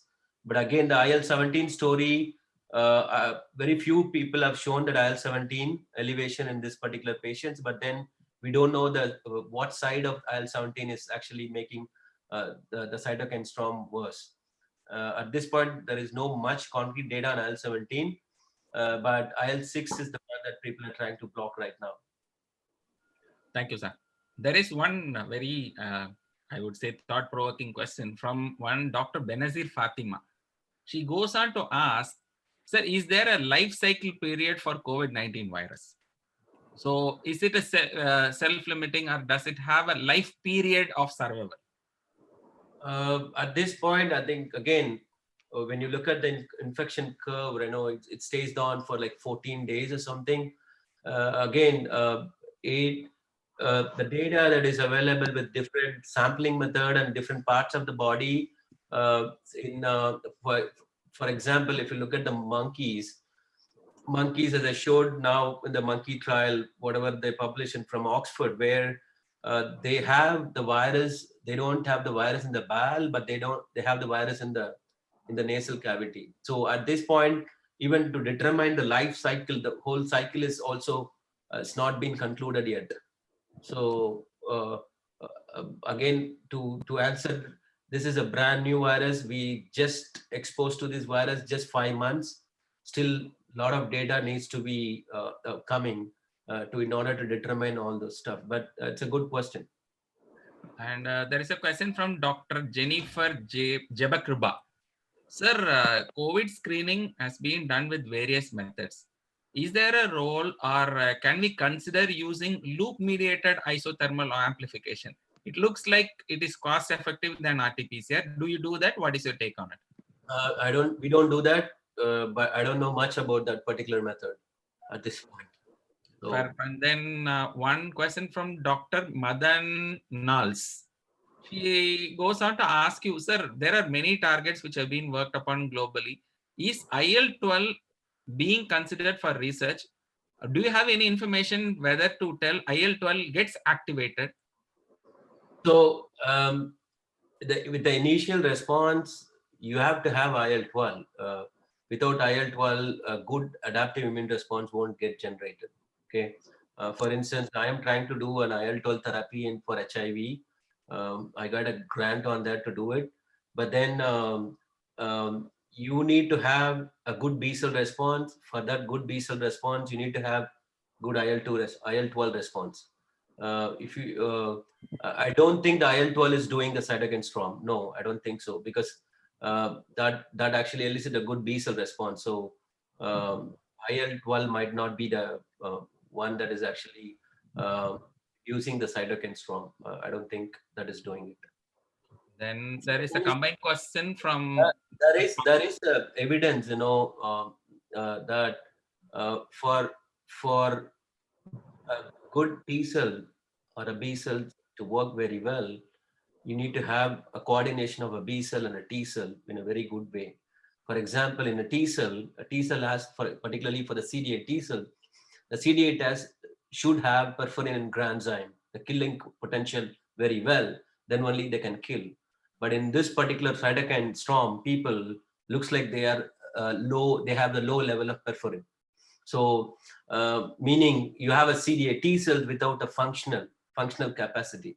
So when you have IL-12, I know for sure when you give IL-12, these particular cytolytic molecules like perforin, granzyme actually elevated in the CD8 T cells. I think IL-12 might not really cause a cytokine storm. Point is taken, sir. There have been a combined question. It's a combination factor, sir. I understand. You see that, right? Like again, this is a receptor level, also very important. Different tissues has a different receptor expression of this particular virus. Looks like it's very systemic. It's the virus. It's actually of the body. That's not like only concentrated only in the lung. Of course, it's concentrated in the lung, but it's also affecting heart. It's also affecting kidney. Kidney express high levels of ACE2 receptor. So the first thing right after the lung get infected and the failure, organ failure would be the kidney. So there are a lot of combination factors that's happening. And again, we just with the serology, looking at certain cytokines, we cannot determine, oh, this is what happening globally. We never had a tissue-based work. So animal studies are really important to ask these type of questions. Then only we'll know to answer certain questions like IL-12, IL-17, something like that. So that's my take on that. Sure, sir, sure. And there is a combined question from Dr. Pavitra Suresh and Dr. Saravanan. I think they're treating physicians, and they'd like to know, sir, on what basis the protocols for treatment are being evolved? Is it experience-based or lab input-based? Of course, clinical outcome also is considered for ongoing continuation of therapy or discontinuation of therapy. Is there any lab inputs which have been very critically used for managing clinical therapies? No, of course. For example, if you look at remdesivir, they showed this effective treatment in mouse model, in vitro system, as well as in monkey model. Then only actually got attention, and then it was tried in human right now. So again, you would have to test this thing in the preclinical model and animal models, and particularly the animal models are very useful for this.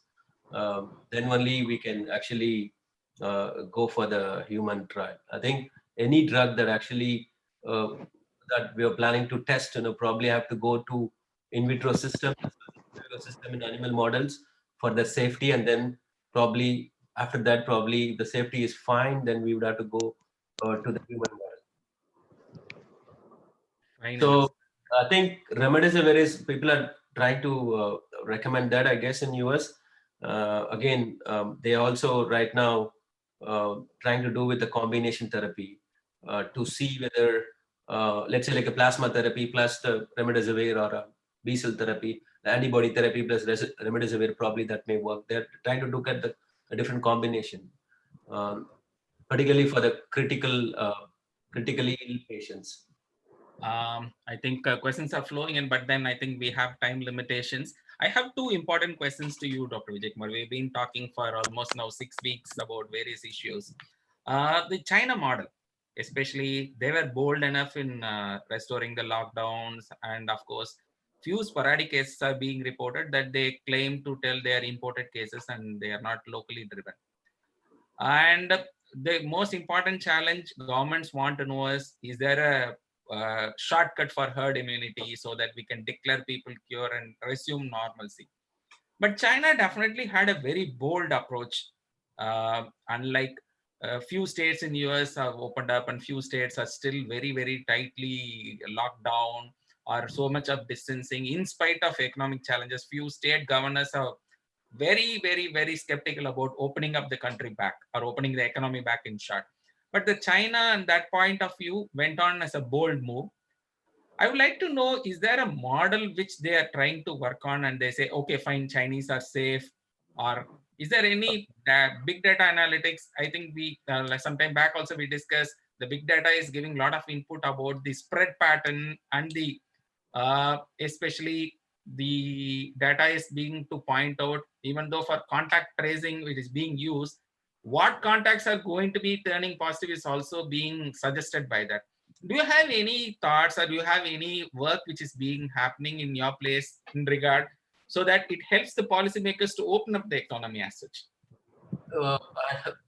It's a complicated question, but what I feel from the time of infection happened versus the time they actually isolated the virus, actually China did a good job in sending the sequence results right January 10th. Okay, but then they also had a difficulty in controlling the infection because it's actually community spread. And then after Feb 27th, the whole thing came out to the country, like outside China, cases started increasing, and then the deaths are going down in China. But I don't know what exact exit strategy they're trying to do, but then looks like they are still staying in like 80,000 cases. For a while, it has been 80,000 cases. We don't know until or unless a clear study report coming from China, we cannot say that.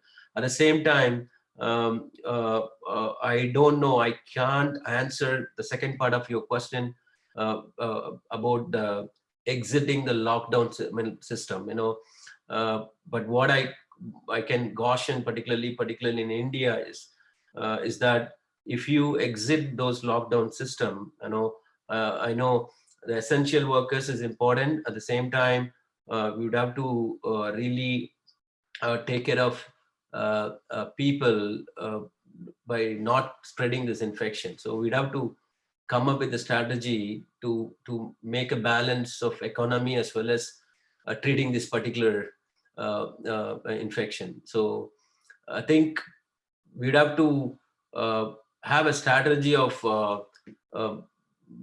releasing the lockdown for certain sectors, that is really essentials.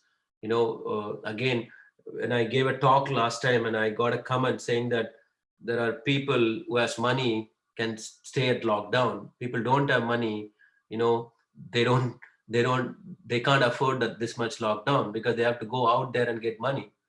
I'm also, my family is also a part of that type of family. But then when I think about it again, we would have to do something, and then the government has to come with a beautiful policy so that it will help everybody moving forward. At the same time, what I feel is the stigma. We should clear the stigma out, okay? And we shouldn't be looking at certain people, oh, they are COVID positive and all. We should take that away from that.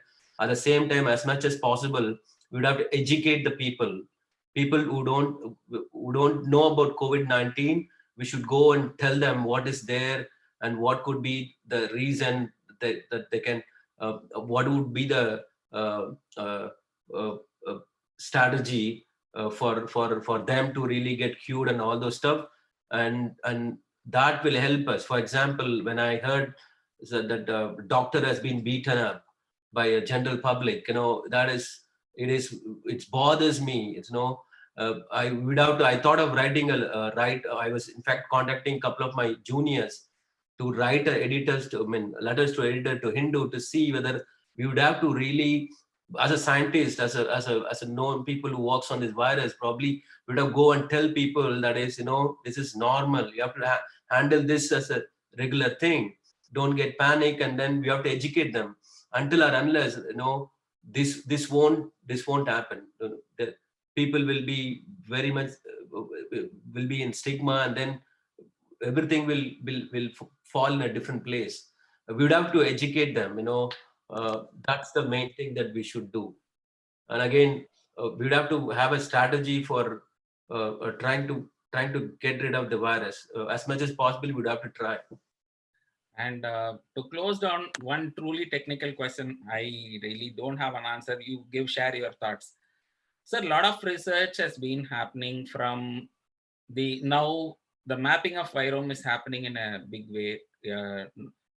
From our perspective, the microbiome based approach are going to be the future of medical care for various medical ailments. Yeah.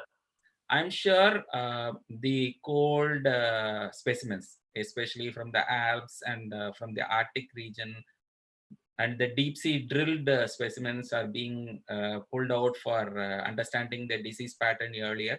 In fact, I was told that few of the mummies abdominal contents and through, I think one from UK, if I remember right, bang in the London, the brain of a particular corpse was fully available for sequencing and other things.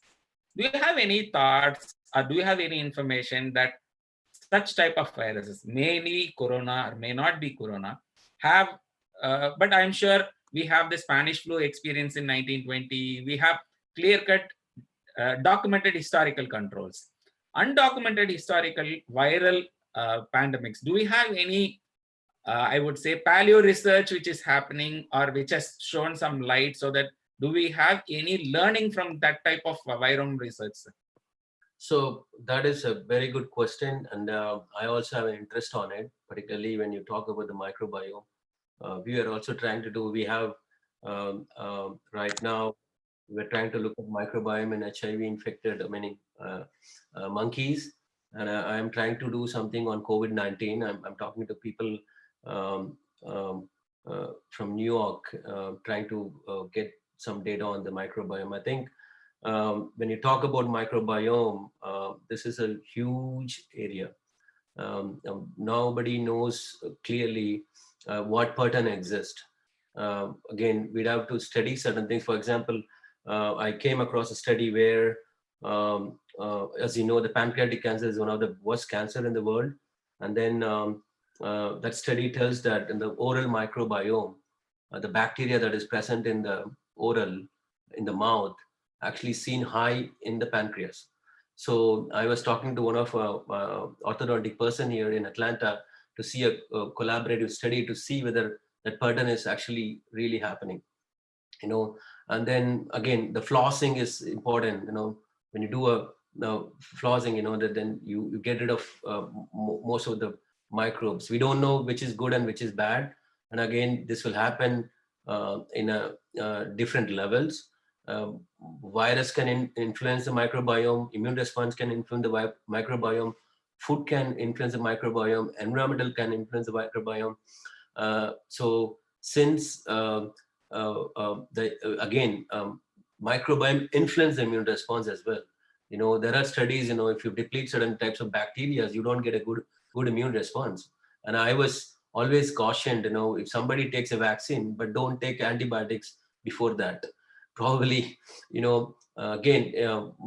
if you take antibiotics and if you get rid of your microbiome, particularly the gut microbiome, it will take 1 year for you to get the same amount of microbiome. So I would caution people not to have, we don't know right now, but at the same time, don't deplete your good bacteria. So again, sir, to answer your question, there are a lot of research going on, and we were also trying to, I'm trying to do that as well in HIV, as well as for the COVID. Let's see what we can get. Again, the microbiome in the lung is different from the gut. Gut is different from the oral and the skin and all the stuff. We would have to have again, we need a lot of community-based studies and then focus studies on different populations. Microbiome is very different in certain ethnic groups, okay, because we eat completely a different food pattern compared to the Western countries. So again, we eat a lot of spicy and a lot of vegetables compared to other people. We might have a different microbiome, or probably a good microbiome. Again, the curd, one of the good bacteria is lactobacillus. We eat most of the curd as well. So we don't know what is what is actually regulating all these things. It's a combination factor, but again, we need a huge funding to do a massive study. And one of my friend, his name is Bharat, he's in New York, and I'm trying to collaborate with him because he's from the top microbiome lab. He's trying to help me for this. Again, a lot of various factors. Too early to correlate or extrapolate towards COVID, I guess. I think we are now coming to the close. Professor Nalini ma'am, do you have any questions left with at this point of time? But microbiome does influence a lot of things. So microbes is the world, they make us. It's not like we are making us. Actually, that's important. Point is taken, sir. Nalini madam, do you have any more questions, madam? Yes, sir. I do have a final question. Since Vijay Kumar sir is working in HIV vaccine, I want to ask related to HIV. Is HIV vaccine commercially available for all patients? What about, say something about this HIV vaccine status, sir? There is no commercially available HIV vaccine. Everything is in the preclinical trial in the animal model. There is no any vaccine for HIV right now. So all are trying different ways. We are trying DNA MVA based vaccines, and again we are also trying protein based vaccines, and different people are also trying ad based vaccine, CMV based vaccine, T cell vaccines, and then now people are trying to use a protein, SOSIP protein as a vaccine. So we all are trying to make a good neutralizing antibody in a combination with a good T cell response. A couple of days before we published, a group of, I'm not again a part of it, but I'm doing a different aspect of vaccine here. We published a data showing that protein vaccine is really good for eliciting a good neutralizing antibody. That's in Nature Medicine. If you go to PubMed and look at Rama Amara, probably you can see that paper. So that is again in the monkey model, but it's one of the best paper. And people are different. When Scripps is working on a good vaccine, and Harvard is working on a good vaccine, like Dan Baruch, they're working on vaccine, but they all are trying in the animal models to get a good neutralizing antibody. So again, vaccine for COVID is not vaccine for similar like vaccine for HIV. This virus is mutates like anything. So it's for 30 years we don't have a vaccine for this. We've been funded a lot to get a vaccine, but we are still struggling to get a vaccine. Meaning this virus mutates drastically, not like COVID. So that's the reason we take some time. At the same time, this particular virus deplete, once they infect, deplete the central architecture of T cell, that is a CD4 T cells. So when you lose your CD4 T cell, then you lose a complete immune response. So this is a matter of that window period of the infection versus take on of the virus. By that time the vaccine has to work. That's what we are trying to make. Within that time, you would have to fully have a good immune response, like particularly good B cell response, associated with a good T cell response. So that's not an easy task. Thank you, sir. Thank you, sir, for your nice answer. Another one, Sendil, sir, do you want to ask any questions? Sir, can you unmute Sendil, sir? Thanks, Sendil. I was doing my MSc, it helped me a lot. Sendil, sir, please unmute yourself, sir.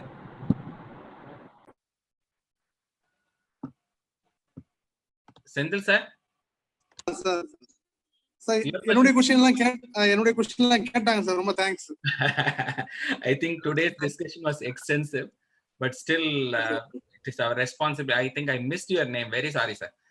No, sir. No, not necessary, sir. No problem. Madam, anything else, madam? Nothing, sir. We can conclude the session, sir. HOD, sir, your closing comments before we move on to Shivakumar, sir, for vote of thanks. HOD, sir, please.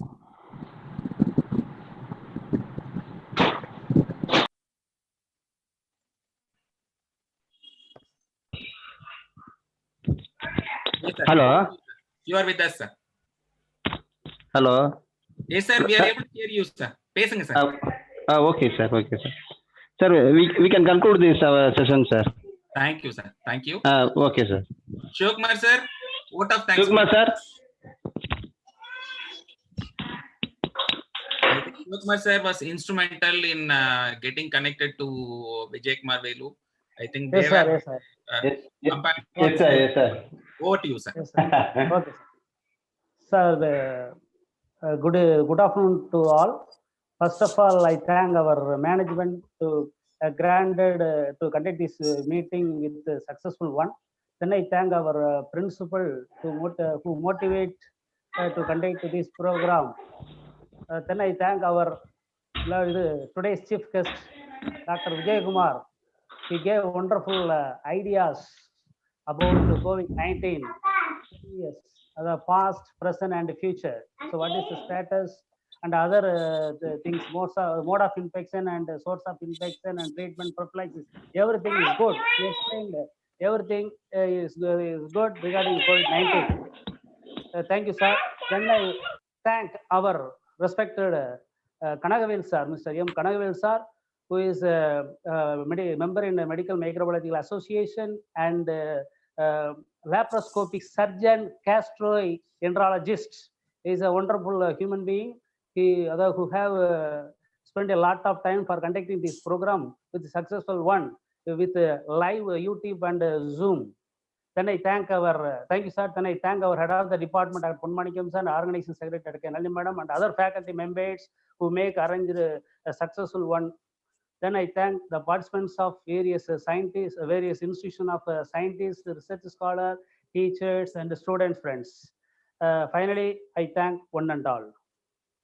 Thank you, sir. Thank you, Shivakumar sir, for connecting Vijay Kumar sir with all of us.